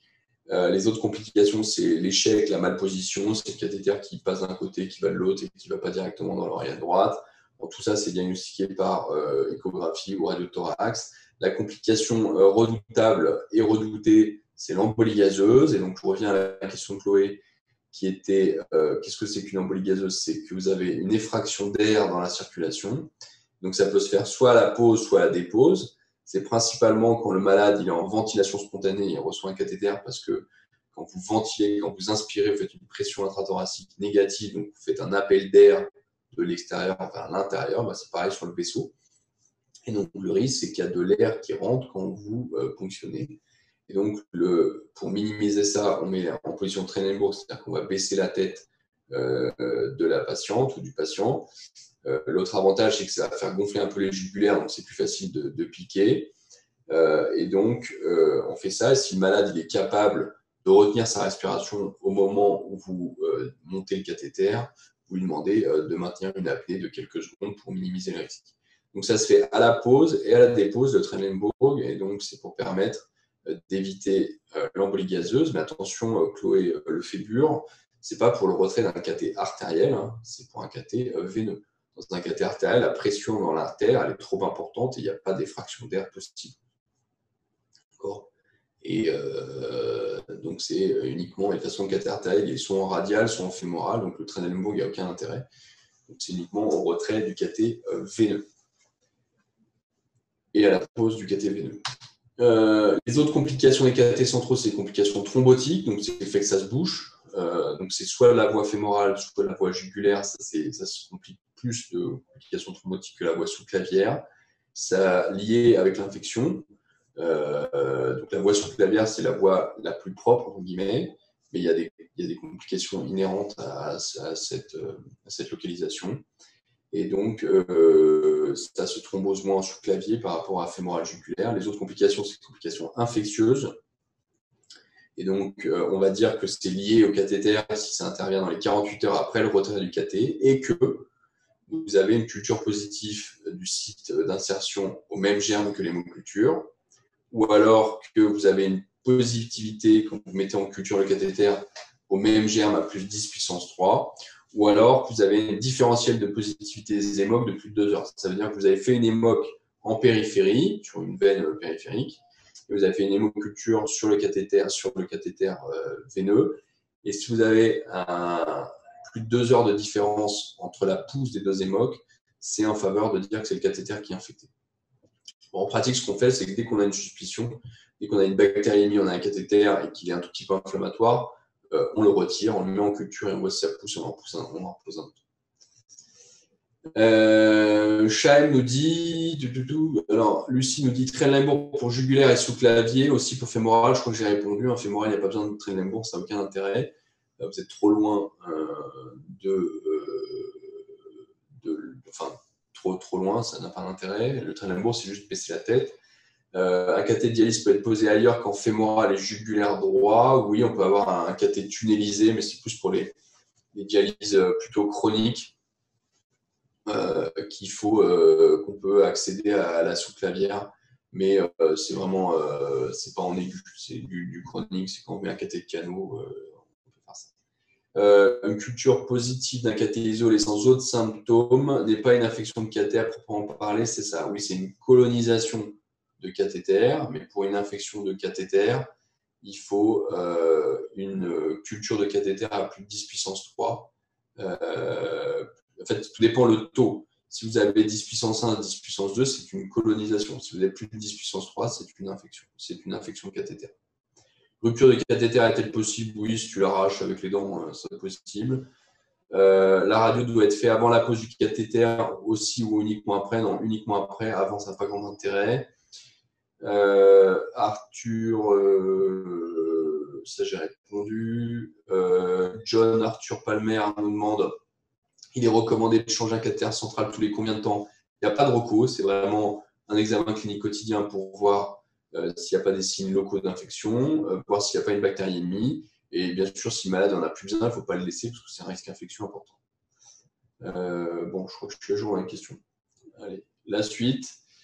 Quelques mots sur la personne de confiance. Ça aussi, c'est une ou deux questions dans les dossiers. Donc, c'est principalement de la législation. La désignation d'une personne de confiance, ce n'est pas une obligation. C'est librement choisi par le malade pour l'accompagner et l'assister, en particulier en cas de décision importante. Ça peut être n'importe qui. Hein, c'est un parent, un proche, un médecin traitant. Ça se fait par écrit. C'est co-signé dans le dossier médical, ça peut être annulé, ça peut être changé. En fait, le malade il peut faire ce qu'il veut et peut la changer. Si le malade est en coma, il n'est pas capable de désigner une personne de confiance, on marque qu'il n'y a aucune personne de confiance qui a été désignée. Et donc, on doit consulter cette personne de confiance avant chaque intervention ou investigation importante. En gros, c'est dès que vous auriez demandé l'avis du patient ou vous auriez informé le patient d'un événement marquant de son histoire clinique, et ben, au lieu d'informer le patient, vous informez la personne de confiance. Et c'est bien sûr en cas d'impossibilité pour le malade d'exprimer sa volonté. Et le malade peut spécifier à son médecin que certaines informations sont confidentielles et ne doivent pas être communiquées à la personne de confiance. Donc, imaginons dans les cas où les VIH, tout ça, il peut spécifier que la personne de confiance ne doit pas tout savoir et on doit respecter ça. Quelques mots sur les dispositifs légaux réglementaires dans le prélèvement d'organes en vue de greffe. Il faut que le donneur n'ait pas exprimé un refus explicite de son vivant. Donc pour ça, il faut interroger le registre national des refus. Demander aux proches s'il y a un document signé par le malade. À défaut, c'est un avis oral. Théoriquement, la loi ne nous empêche pas de prélever les organes si le malade n'est pas sur ce registre des refus et s'il n'a pas fait un document écrit officiel. En pratique, pour éviter des conflits importants avec les familles, l'avis de la famille quand même. Alors, ce qu'il faut, c'est présenter à la famille comme qu'est-ce que lui aurait aimé de son vivant, quelle était sa position face au don d'organes. Le prélèvement ne peut être réalisé que dans un établissement doté d'une autorisation administrative. Il faut constater la mort cérébrale, donc c'est clinique, abolition de tous les réflexes du tronc cérébral, absence totale de ventilation spontanée. Donc ça va être potentiellement avec l'épreuve d'hypercapnie. et soit 2 EG plats à 4 heures intervalles, soit une angiographie qui montre en l'absence de flux intracérébral, en absence de sédation résiduelle dans les urines. Le constat de mort cérébrale doit être signé par 2 médecins. Les médecins qui vont prélever ne doivent pas être les médecins qui ont constaté la mort cérébrale. Et bien sûr, les médecins préleveurs s'engagent à restaurer le corps de façon décente pour les familles. Jérôme nous dit, peut-on faire une autre imagerie en dehors de l'angiographie pour confirmer l'état de mort cérébrale? Oui, tu peux faire une pour confirmer, oui, mais pour prélever les organes. Et donc, si c'est ton objectif est d'aller vers un prélèvement d'organes en vue d'une greffe, tu dois avoir un angioscanner cérébral. D'accord? Tu ne peux pas faire un Doppler transcrânien, l'IRM n'est pas accepté non plus. Nawel nous demande si la famille refuse. Bah oui, si la famille refuse, c'est pas dans les critères de la loi, mais pour pas être hypocrite dans la vraie vie, si la famille refuse, on ne fait pas le prélèvement d'organes. Mais si on, stricto sensu, si on vous demande sur la loi si la famille peut s'opposer, non, si le patient n'a pas été inscrit sur le registre, n'a pas formulé de façon écrite sa réticence au don d'organes, on peut théoriquement prélever les organes. iPhone, alors, nous demande dans les critères de Berlin, il y a marqué exclusion d'une insuffisance cardiaque gauche sur les critères cliniques évalués par le praticien, donc pourquoi ETT? En fait, comment tu veux éliminer une insuffisance cardiaque gauche si tu ne fais pas d'échographie? Le plus simple, c'est quand même de poser la sonde d'écho et de voir que le cœur marche ou le cœur ne marche pas pour être sûr que l'origine n'est pas cardiogénique. C'est pour ça qu'en 2021, la plupart des gens ont une échographie transthoracique, en particulier en réanimation. Mais si tu as un autre moyen d'évaluer l'évaluation de la fonction cardiaque et du débit cardiaque par des systèmes type PICO, tout ça, c'est tout à fait valide. On ne te dit pas que le TT est obligatoire, on te dit quand même que c'est le plus fréquent. Les examens paracliniques sont-ils obligatoires pour diagnostiquer l'état de mort cérébrale? Oui, si tu envisages un prélèvement d'organes derrière. L'état de mort cérébrale, il peut être tout à fait clinique, mais légalement, tu ne pourras pas aller au prélèvement d'organes si tu n'as pas ces examens paracliniques. Oui, excuse-moi, il y a Chloé Dupraz qui nous répond que je suis en retard. Voilà. Donc, j'ai jusqu'à 12h30. Si vous avez encore des questions, je peux répondre. Et de toute façon, j'ai fini, Chloé. Tu peux être contente. Voilà. Bon, c'est plus dur de faire toujours en 1h30 l'intégralité. Si vous avez des questions, je peux y répondre. Donc lampadaire, excusez-moi sur EP, pour les critères intermédiaires élevés. Attendez. Lampadaire, j'ai perdu ton message. Élevé ou intermédiaire faire, la différence, c'est si on a tous les critères BNP, Tropo, VD, super AVG, qu'on passe en intermédiaire élevé, ou si seul un bio. Est-ce que tout le monde voit la question de lampadaire là? Qu'on passe en intermédiaire élevé, aussi seul un biomarqueur positif. Non, l'intermédiaire élevé, c'est BNP élevé, Tropo élevé, VD supérieur à VG, mais tu n'as pas d'hypotension. Voilà, c'est tout. Je ne sais pas si j'ai bien répondu à ta question. Quels chocs sont vasoplégiques? Eh bien, écoute, il y a le choc septique fait partie, il y a une vasoplégie dans le choc septique. L'anaphylaxie, tu as une vasoplégie également. Le choc hypovolémique, tu as une vasoplégie. Voilà, dans tous ces chocs. Tu peux avoir une part de vasoplégie dans tous les chocs, même dans le choc cardiogénique, tu peux avoir de la vasoplégie. Donc, si lampadaire, ok, si j'ai troponec, BNP+, je passe en intermédiaire faible. Oui, tu as raison, c'est ça. Voilà. EP, on peut mettre noradré et dobu. Oui, c'est dobu en 1, noradré en 2, et c'est les deux, l'inotrope et le vasopresseur qu'il faut utiliser. Voilà, bon, je vous souhaite bon courage pour cette dernière ligne droite et je vais passer la main à la neurochir. Et tu vois, Chloé, on est presque à l'heure. Allez, bon courage. Ciao. Je ne sais pas si la neurochir est là. Oui, je suis là. Vous m'entendez? Je te laisse là. Je te laisse le partage. Merci.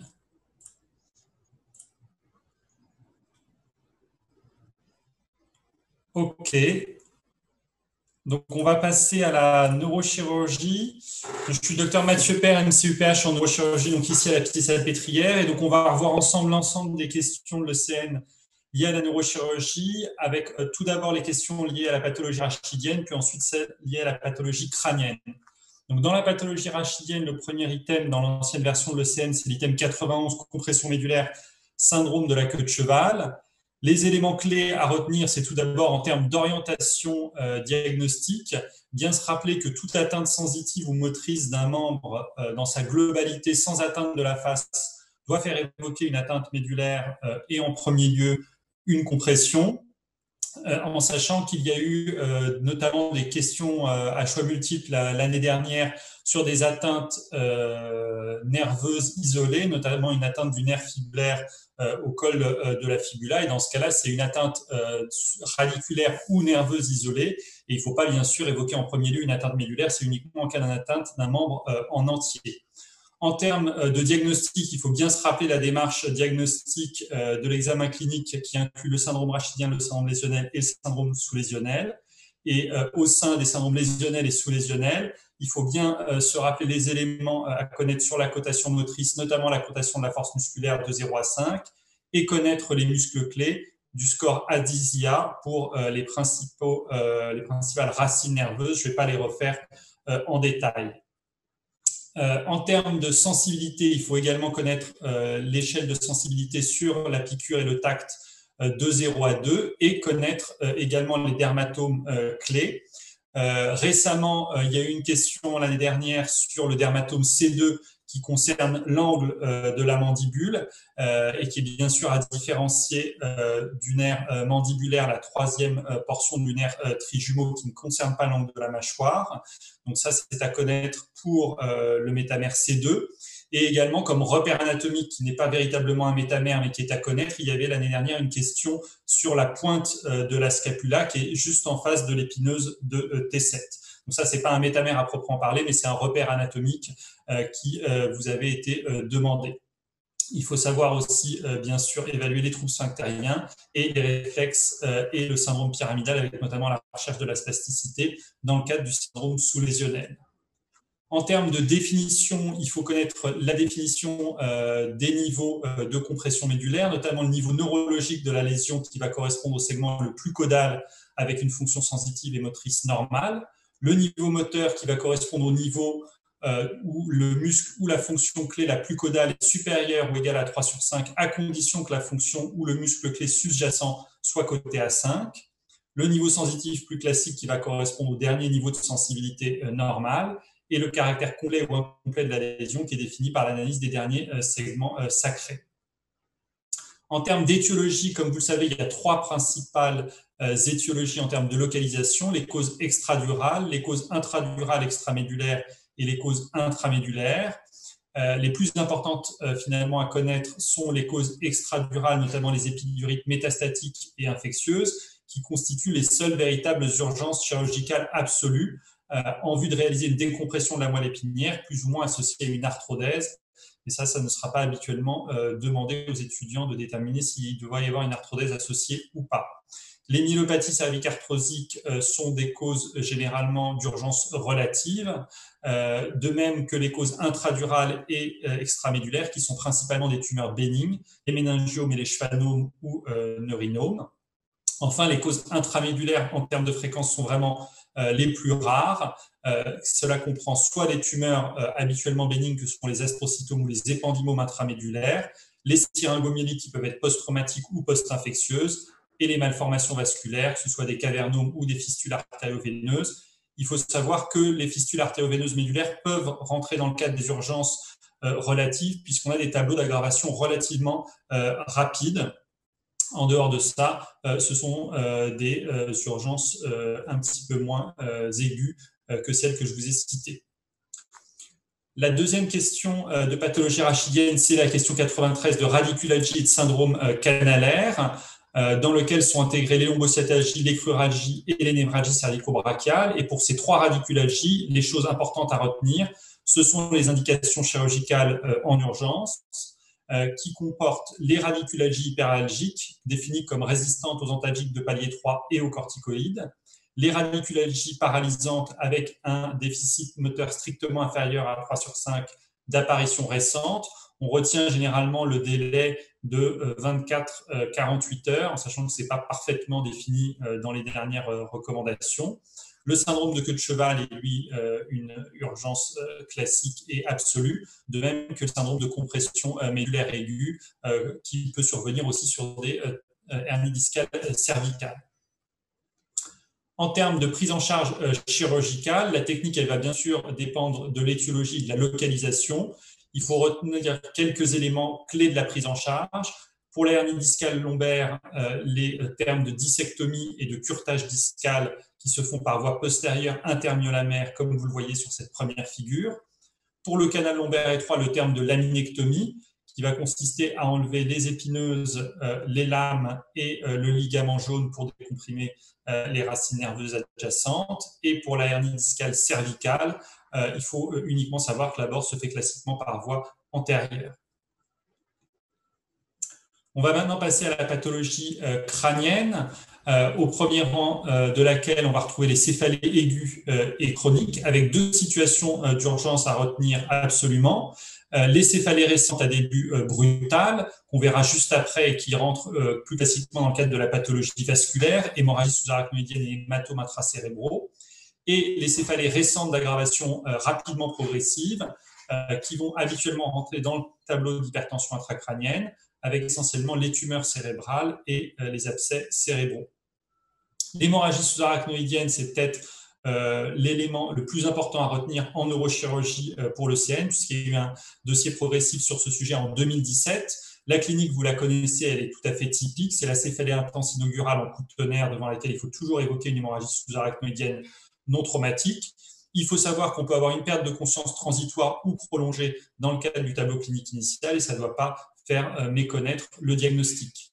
En termes de clinique associée, l'élément clé qui est rentré dans plusieurs dossiers et questions de CN, c'est la diplopie qui s'intègre habituellement dans une atteinte du nerf oculomoteur commun, donc la troisième paire crânienne, qui peut rentrer soit dans le cadre d'un syndrome localisateur, puisqu'on peut avoir sur les anévrismes de la terminaison carotidienne des atteintes directes de la troisième paire crânienne et donc une atteinte de diplopie plus ou moins associée à une midriase homolatérale à l'anévrisme sans trouble de conscience.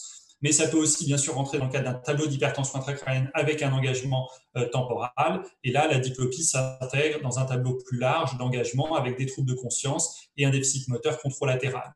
Ce qui est important à retenir, parce que là aussi c'est tombé, c'est le syndrome de Terson, qui correspond à une baisse d'acuité visuelle par hémorragie intraoculaire, qui est d'évolution spontanément favorable et dans lequel on peut proposer une vitrectomie plutôt de manière subaiguë. En termes de diagnostic après la clinique pour l'hémorragie sous-arachnoïdienne, comme vous le savez, l'élément clé, c'est le scanner cérébral qui va mettre en évidence le sang dans les espaces sous-arachnoïdiens et les citernes de la base dans 95% des cas et permettre également de détecter les complications précoces de l'hémorragie sous-arachnoïdienne, notamment l'hydrocéphalie et l'hématome, qui peut être un hématome comme ici du quatrième ventricule qui va provoquer l'hydrocéphalie ou un hématome intraparenchymateux. En cas de négativité du scanner cérébral, qui peut s'expliquer par l'effet de rinçage du liquide céphalorachidien ou la décroissance progressive de la densité du sang, l'examen à réaliser en urgence en cas de suspicion clinique, c'est la ponction lombaire.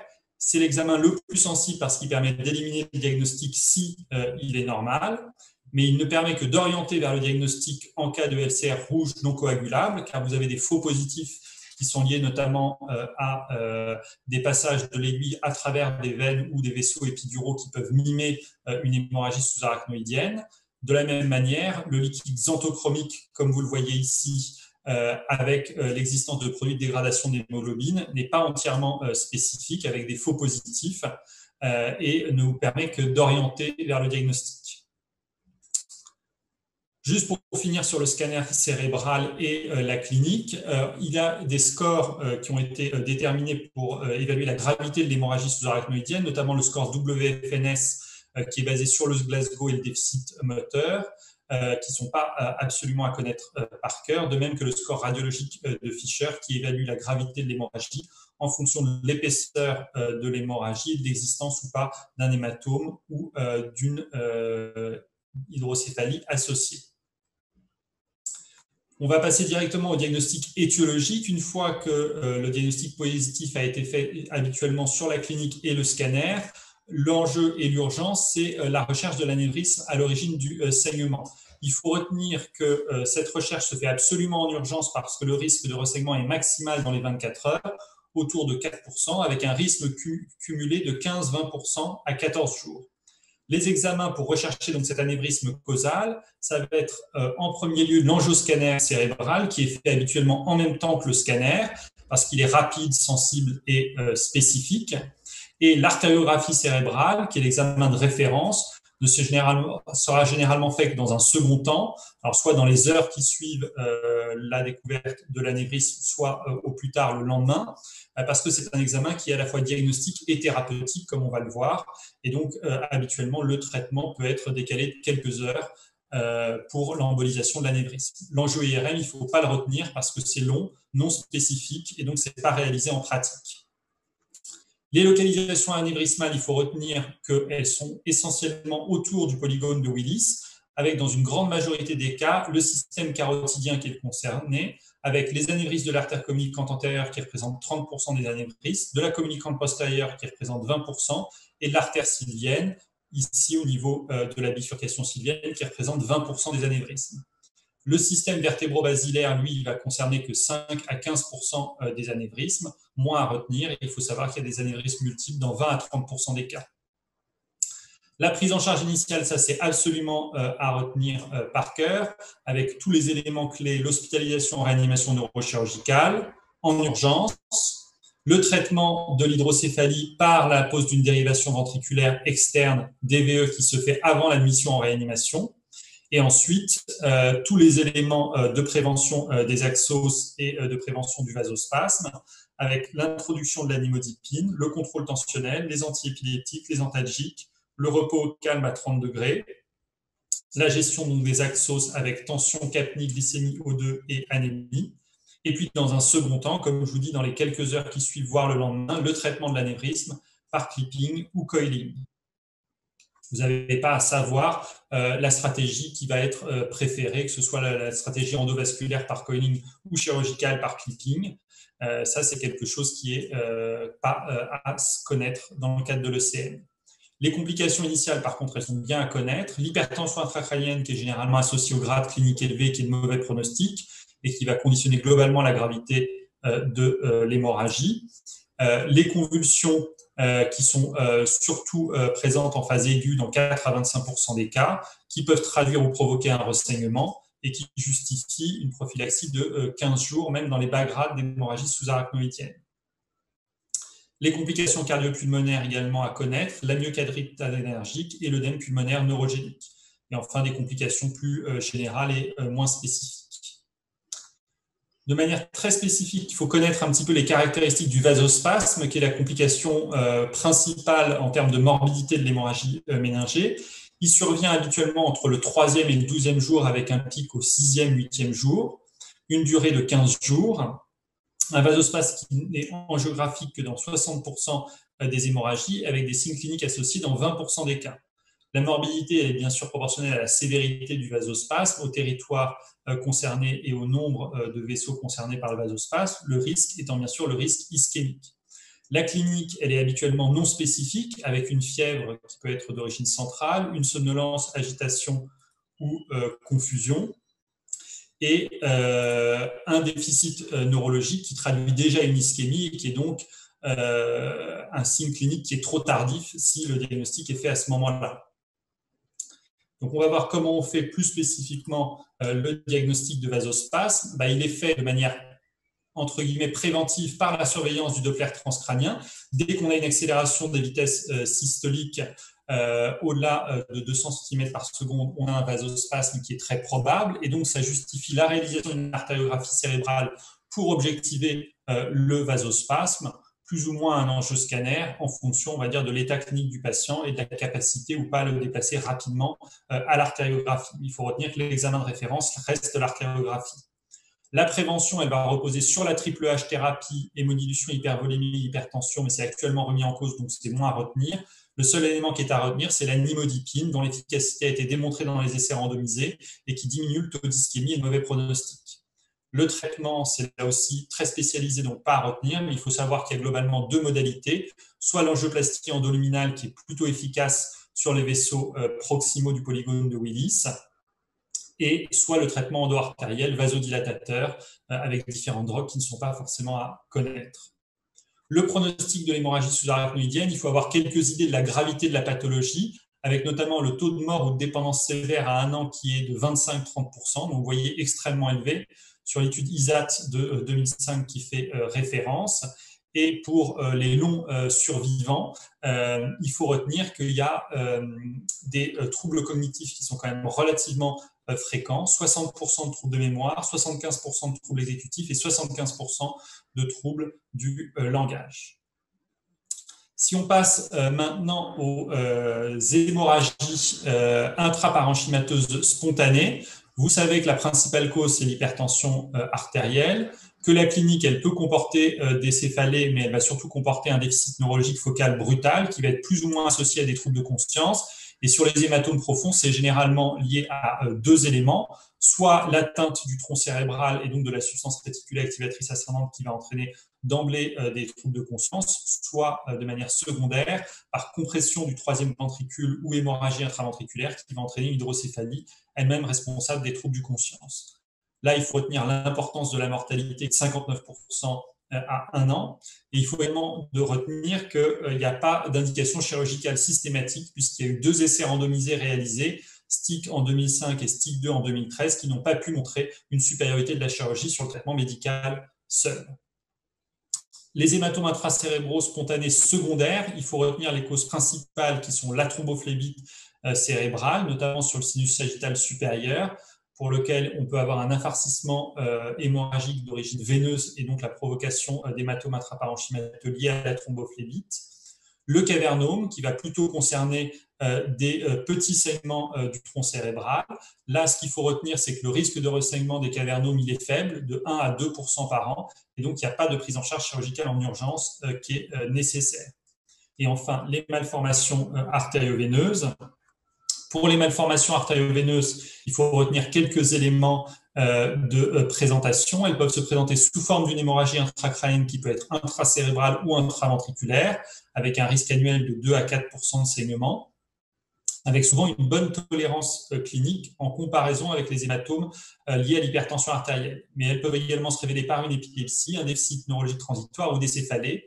Et là, le seul élément qui est à connaître, c'est que devant un hématome intraparenchymateux spontané chez un sujet de moins de 40 ans, si en plus l'hématome est lobaire, c'est-à-dire localisé en surface sur le cortex, il faut rechercher toujours une malformation artério-veineuse sous-jacente. Le diagnostic radiologique, qu'il soit sur l'IRM ou sur l'artériographie, vous n'avez pas à le connaître. Les options thérapeutiques, il faut retenir juste 3 options possibles, la chirurgie, la radiochirurgie et l'embolisation, en sachant que le traitement peut se faire sous forme de combinaison de ces 3 modalités, et qu'en raison du risque de ressaignement précoce qui est habituellement faible, il n'y a pas d'urgence dans le traitement de la MAV, donc ça va être un traitement qui va se faire en urgence relative après étude de l'angio-architecture de la malformation. Si on revient maintenant sur l'hypertension intracrânienne, je vous rappelle que le syndrome clinique est à connaître absolument par cœur puisqu'il a fait l'objet d'une question en 2018. Donc, les céphalées en casque majorées à l'effort à prédominance matinale, les vomissements qui peuvent soulager temporairement la céphalée et le flou visuel sur œdème papillaire bilatéral qui est, lui, inconstant. La diplopie, elle se fait essentiellement dans le regard externe par atteinte du nerf abducens intercrânienne. Le syndrome en lui-même, il justifie toujours une hospitalisation en urgence et d'une imagerie. Et les urgences chirurgicales absolues à connaître révélées par l'hypertension intracrânienne, c'est l'hydrocéphalie obstructive sur le postérieur et les dysfonctions d'élévation interne. Les tableaux d'engagement, là aussi, sont à connaître par cœur. Il y en a 2 à connaître.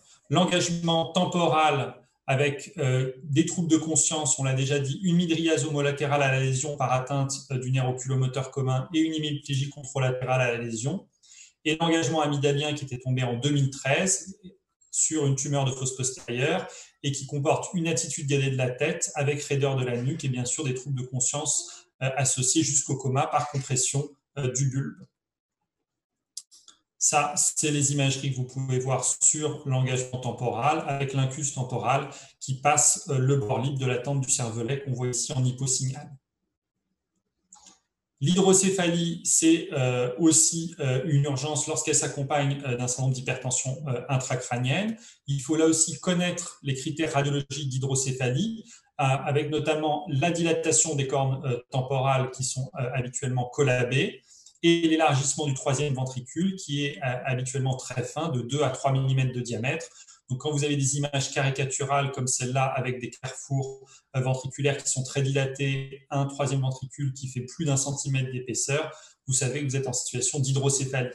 Le traitement chirurgical, il faut connaître les deux modalités de traitement. La ventriculocysternostomie qui consiste à faire un trou sur le plancher du troisième ventricule pour faire communiquer le troisième ventricule avec les citernes de la base prépontique et qui va permettre de shunter l'aqueduc de Sylvius. Donc, c'est pour les cas d'obstruction de l'aqueduc de Sylvius ou d'obstruction du quatrième ventricule.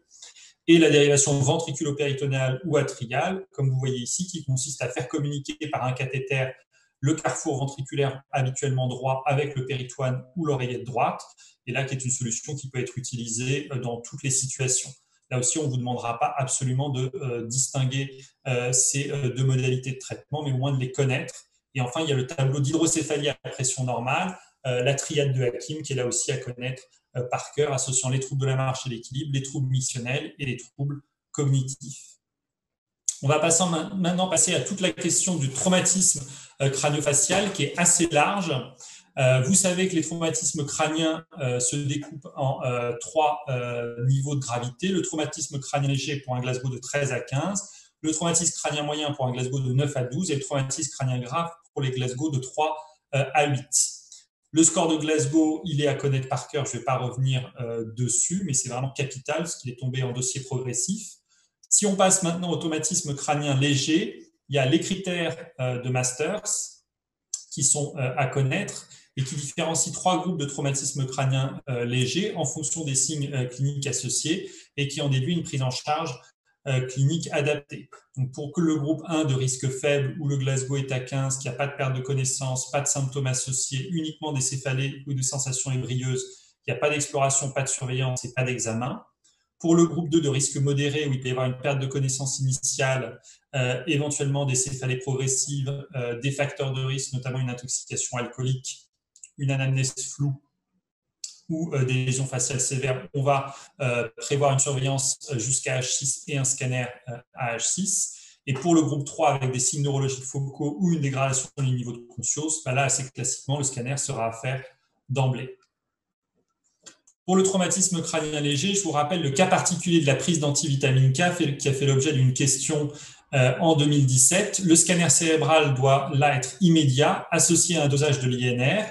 Et si on a une lésion hémorragique intracrânienne, il faut faire une antagonisation immédiate par l'administration de concentré de complexe prothrombinique et de vitamine K. Une correction de l'INR si élevée et une surveillance d'au moins 24 heures. L'année dernière, il y a eu une question sur les troubles consécutifs à moyen et long terme du traumatisme crânien léger. Il faut savoir que ces troubles ils peuvent apparaître dans les jours suivant le traumatisme, qui vont associer 3 groupes de symptômes, des symptômes plutôt douloureux avec des céphalées, douleurs cervicales, intolérance au bruit ou asthénie, des troubles qui peuvent être de l'humeur avec notamment des notions d'irritation ou de changement de personnalité, et des troubles cognitifs avec une plainte qui va porter sur l'attention, la concentration et la mémoire. Ce qu'il faut retenir, c'est que ces troubles ils sont d'évolution favorable dans 80% des cas, qu'il n'y a pas d'imagerie nécessaire puisqu'il n'y a habituellement pas de lésion sous-jacente et que c'est seulement s'ils persistent au-delà de 3 mois qu'on va considérer qu'ils s'intègrent dans un syndrome post-conventionnel persistant et qui peuvent justifier d'une prise en charge spécialisée. Le traumatisme crânien grave, là, il y a une chose capitale à retenir, c'est que c'est un polytraumatisme a priori et toute la prise en charge là, doit être connue par cœur, qui va comporter une immobilisation minerve avec matelas coquille, une intubation retrachéale, ventilation mécanique en urgence, la pose d'une voie veineuse périphérique, le scope cardio-tensionnel, la suture de plaie du scalp avec la vaccination antitétanique, un soluté hypertonique mannitol ou sérum salé hypertonique s'il y a un tableau d'engagement temporal en urgence avec une mydriase unilatérale et un transfert en urgence en centre polytraumatisé. Ensuite, la prise en charge hospitalière, elle est là aussi à connaître par cœur. Elle va reposer sur 3 axes essentiels qu'on a déjà vus pour l'hémorragie sous-arachnoïdienne, qui sont la prévention des axos, le traitement de l'hypertension intracrânienne et le maintien de la perfusion cérébrale. Là, je vous laisse revoir ça qui est absolument essentiel. Pour les lésions focales, on va revoir là encore assez rapidement. Il y a 3 lésions focales à connaître de manière assez précise. C'est l'hématome extradural qui, comme vous le savez, est lié à des plaies de l'artère méningée, généralement par une fracture de l'écaille temporale en regard de cette dernière. La forme, c'est classiquement la lentille biconvexe, comme vous voyez sur ces différents exemples. La clinique, elle est uniquement caractérisée de manière spécifique par l'existence d'un intervalle libre de 50%, dans 50% des cas entre le traumatisme et l'apparition des premiers symptômes. La prise en charge, il faut retenir que c'est une urgence neurochirurgicale absolue. Le pronostic, le seul élément à retenir, c'est qu'il est très bon avec 90% de récupération complète ad intégrum. L'hématome sous-dural aigu, lui, il est situé donc entre la dure mère et le cerveau. Il est plus spécifiquement lié à l'arrachement d'une vèle ou d'une artériole corticale. Il peut s'unir à un sujet jeune, avec notamment dans un dossier chez le nourrisson. Les facteurs favorisants, c'est les anticoagulants, les antithrombotiques et l'alcool. Et là, la clinique, elle va être marquée par une aggravation très rapide, souvent en quelques minutes, avec une gravité clinique qui est habituellement majeure. La présentation radiologique, elle va se caractériser par une image en croissant de lune, donc convexe vers l'extérieur, concave vers l'intérieur, et par un effet de masse généralement très très important sur la ligne médiane, avec des chiffres qui ne sont pas inhabituels entre 1 et 2 cm. Le pronostic, là, ce qu'il faut retenir, c'est qu'il est extrêmement sombre, même dans les dernières séries de la littérature sur les années 2010, avec une mortalité de 50 à 90% en fonction des séries, et que la prise en charge, ça va être la chirurgie, là aussi, en urgence. L'hématome sous-dural chronique, c'est la 3e des pathologies traumatiques à connaître. Il faut savoir que c'est une pathologie du sujet âgé, que le traumatisme initial n'est retrouvé que dans 50% des cas, et qui peut être bilatéral dans 20 à 25% des cas. La symptomatologie, elle est non spécifique. Elle peut comporter des céphalées isolées jusqu'à des troubles de conscience et un coma, et de manière parallèle, éventuellement, des troubles localisateurs comme des troubles phasiques ou des troubles moteurs. La présentation radiologique, c'est comme l'hématome sous-dural aigu, une image en croissant de lune, mais cette fois-ci, qui va être iso ou hypodense au lieu d'être hyperdense. Le traitement, il peut être conservateur en cas de céphalée isolée, d'un hématome peu épais, mais il va reposer habituellement sur la chirurgie si on a des crises comiciales non contrôlées, un déficit focal, une modification des fonctions supérieures, et surtout si on a un hématome avec un effet de masse de plus de 5 mm et une épaisseur de plus de 10 mm. Les 2 derniers points clés à retenir en termes de traumatologie crânienne, c'est la définition d'une embarrure qui va correspondre à un enfoncement de la voûte crânienne qui peut être fermée sans plaie cutanée ou ouverte avec plaie cutanée. Les indications en urgence qui sont à connaître, c'est les embarrures ouvertes avec la nécessité de parer les différentes membranes qui protègent le cerveau de façon à limiter le risque infectieux, les embarrures avec risque esthétique, notamment en localisation frontale, et les embarrures en zone fonctionnelle, notamment en face du cortex rolandique. Et enfin, la dernière pathologie qu'il faut connaître, c'est la définition de la plaie crânio-cérébrale qui va se définir par une solution de continuité entre le scalp et le cerveau avec un franchissement de l'ensemble des enveloppes que sont la dure mère et la voûte osseuse. Le signe pathognomonique, c'est la présence de matière cérébrale dans la plaie du scalp. La plaie, elle peut être punctiforme ou délabrante, comme vous voyez ici, sur ce cas de plaie au flashball, et c'est là classiquement une urgence neurochirurgicale dans tous les cas. Voilà, j'ai fini. Je vais juste essayer de répondre donc aux différents éléments du. Alors, un instant, le chat.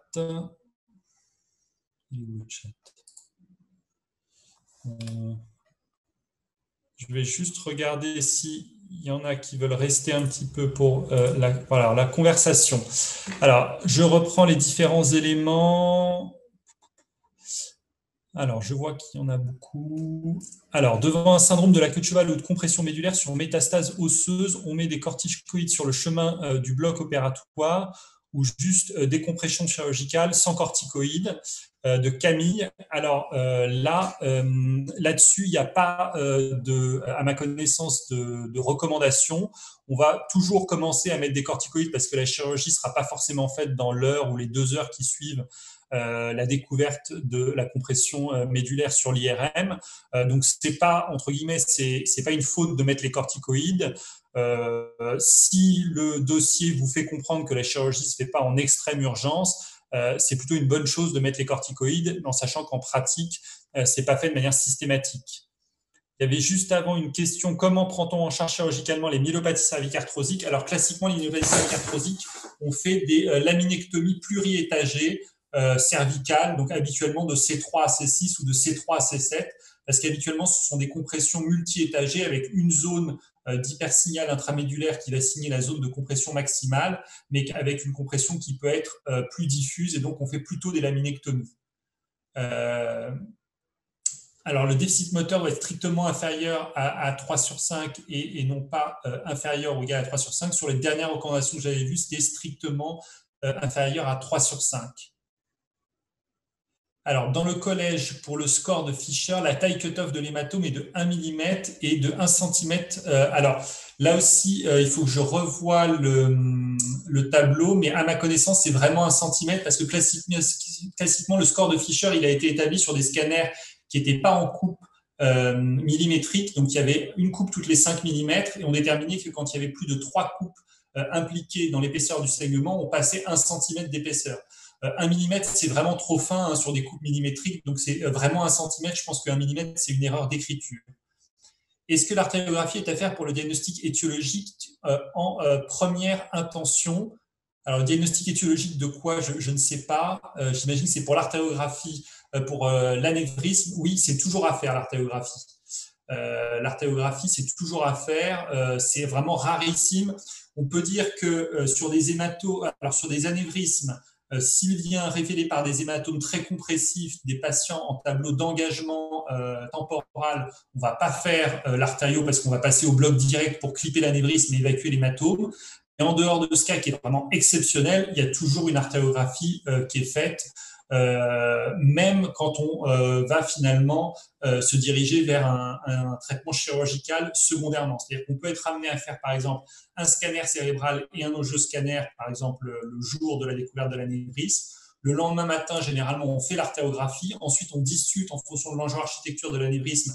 Est-ce qu'on embolise ou est-ce qu'on clip? Et si on embolise, on endort le malade sur la table d'artériographie et on embolise dans la suite. Si par contre on clip, on peut être amené à sortir le malade de la salle d'artériographie, le repasser au bloc pour le clipper. Ça, c'est juste pour que vous ayez une idée de l'organisation pratique, mais c'est pour vous dire que malgré ça, on passe à peu près toujours par l'artériographie. Alors, le score WFNS n'est utilisé que pour l'HSA, vous pouvez éviter, non, il est utilisé que pour l'HSA, le score WFNS. Je n'ai pas de notion qu'on l'utilise pour le polytraumatisé. En tout cas, moi, je ne le connais pas pour le polytraumatisé.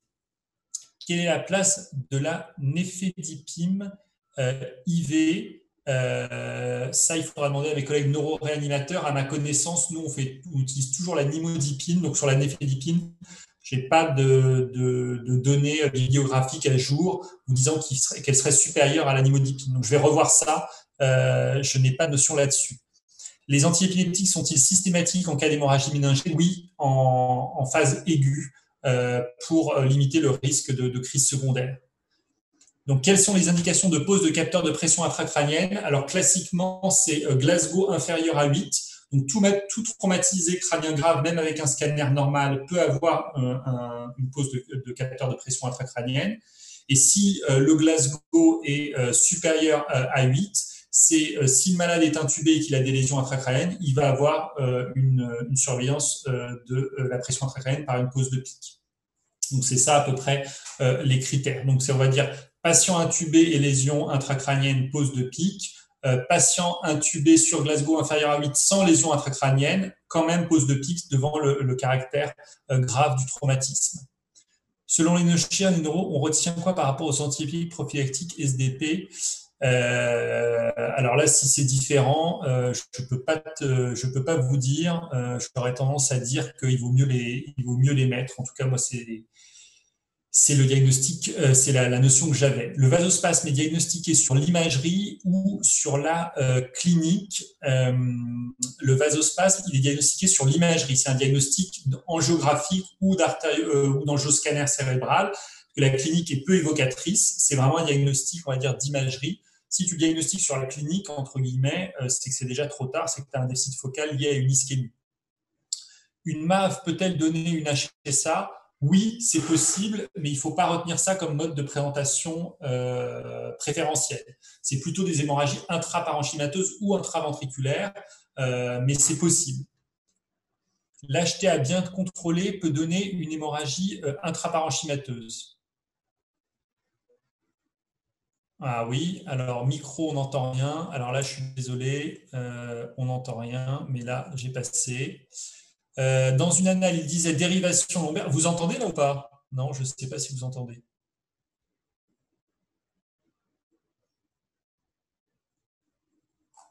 Une MAV, l'HTA bien contrôlée peut-elle donner une hémorragie intraparenchymateuse? D'accord. Dans une annale, il disait dérivation lombaire dans une hydrocéphalie. Alors ça, non. Non. Il n'y a pas la dérivation lombaire, c'est quelque chose de très très spécifique et qu'on n'utilise pas dans l'hydrocéphalie. Non, c'est pas à retenir, sauf dans des cas ultra spécifiques. L'hydrocéphalie est une urgence, mais pas la chronique. Non, l'hydrocéphalie à pression normale, c'est pas une urgence. Il ne faut pas retenir que l'hydrocéphalie chronique à pression normale, c'est une urgence, elles ne sont pas traitées en urgence. Les critères de Masters, oui, pour moi, ils sont à connaître, pas de manière globale, mais au moins connaître les 3 grandes phases de critères de Masters. Dans quel cas fait-on plutôt une ventriculocysternoctomie, dérivation ventriculaire interne ou dérivation ventriculaire externe? Donc, ventriculocysternoctomie, quand je vous ai dit, c'est uniquement dans des cas très spécifiques de compression de fosse postérieure sur le 4e ventricule ou l'aqueduc de Sylvius, généralement pour des tumeurs. Les dérivations ventriculaires internes, c'est habituellement pour des hydrocéphalies aiguës tumorales. Et les dérivations ventriculaires externes, c'est généralement pour des hydrocéphalies aiguës hémorragiques. Parce qu'il faut retenir qu'en cas d'hémorragie intraventriculaire, si vous mettez un cathéter interne, il peut se boucher. Et donc, vous allez devoir remettre une nouvelle dérivation. Donc, on privilégie plutôt les dérivations externes pour toutes les situations d'urgence hémorragique, donc hémorragie sous-arachnoïdienne, hémorragie intraventriculaire sur malformation artério-veineuse.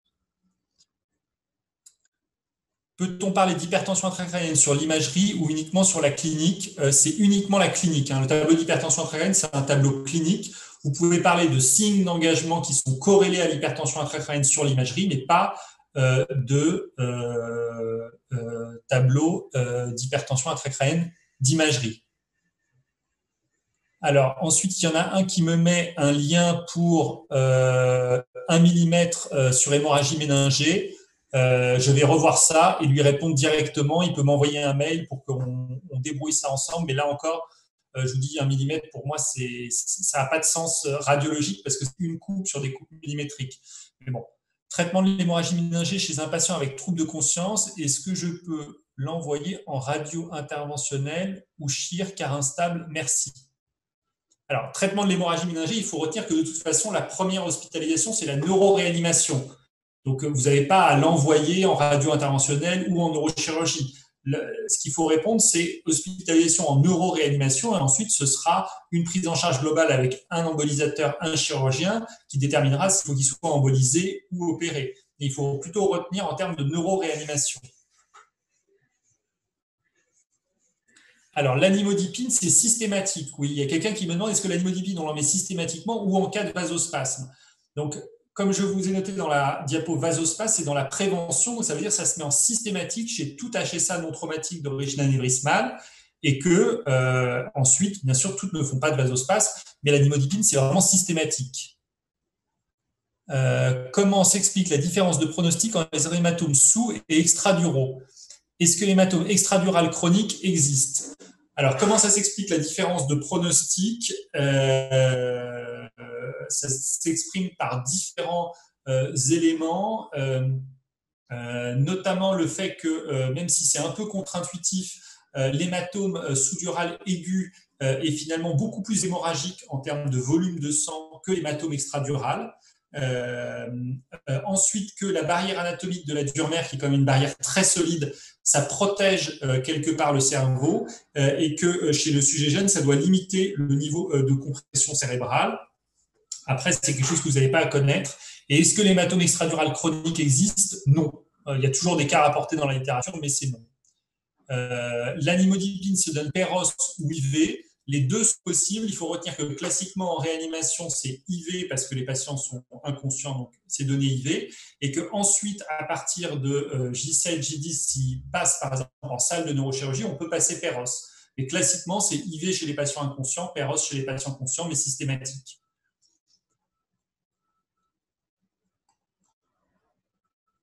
Est-ce que la question générale portant sur l'axos, on coche hypothermie? Oui, pour moi, hypothermie, ça rentre dans les axos, donc il faut cocher contrôle de la température, donc contrôle des agressions cérébrales secondaires d'origine systémique. Voilà, j'ai fini normalement toutes les questions. Merci à ceux qui sont restés. Et n'hésitez pas, vous pouvez bien sûr m'envoyer un mail personnel, mathieu.père@aphp.fr, pour les questions qui resteraient floues, pour qu'on puisse débrouiller ça ensemble.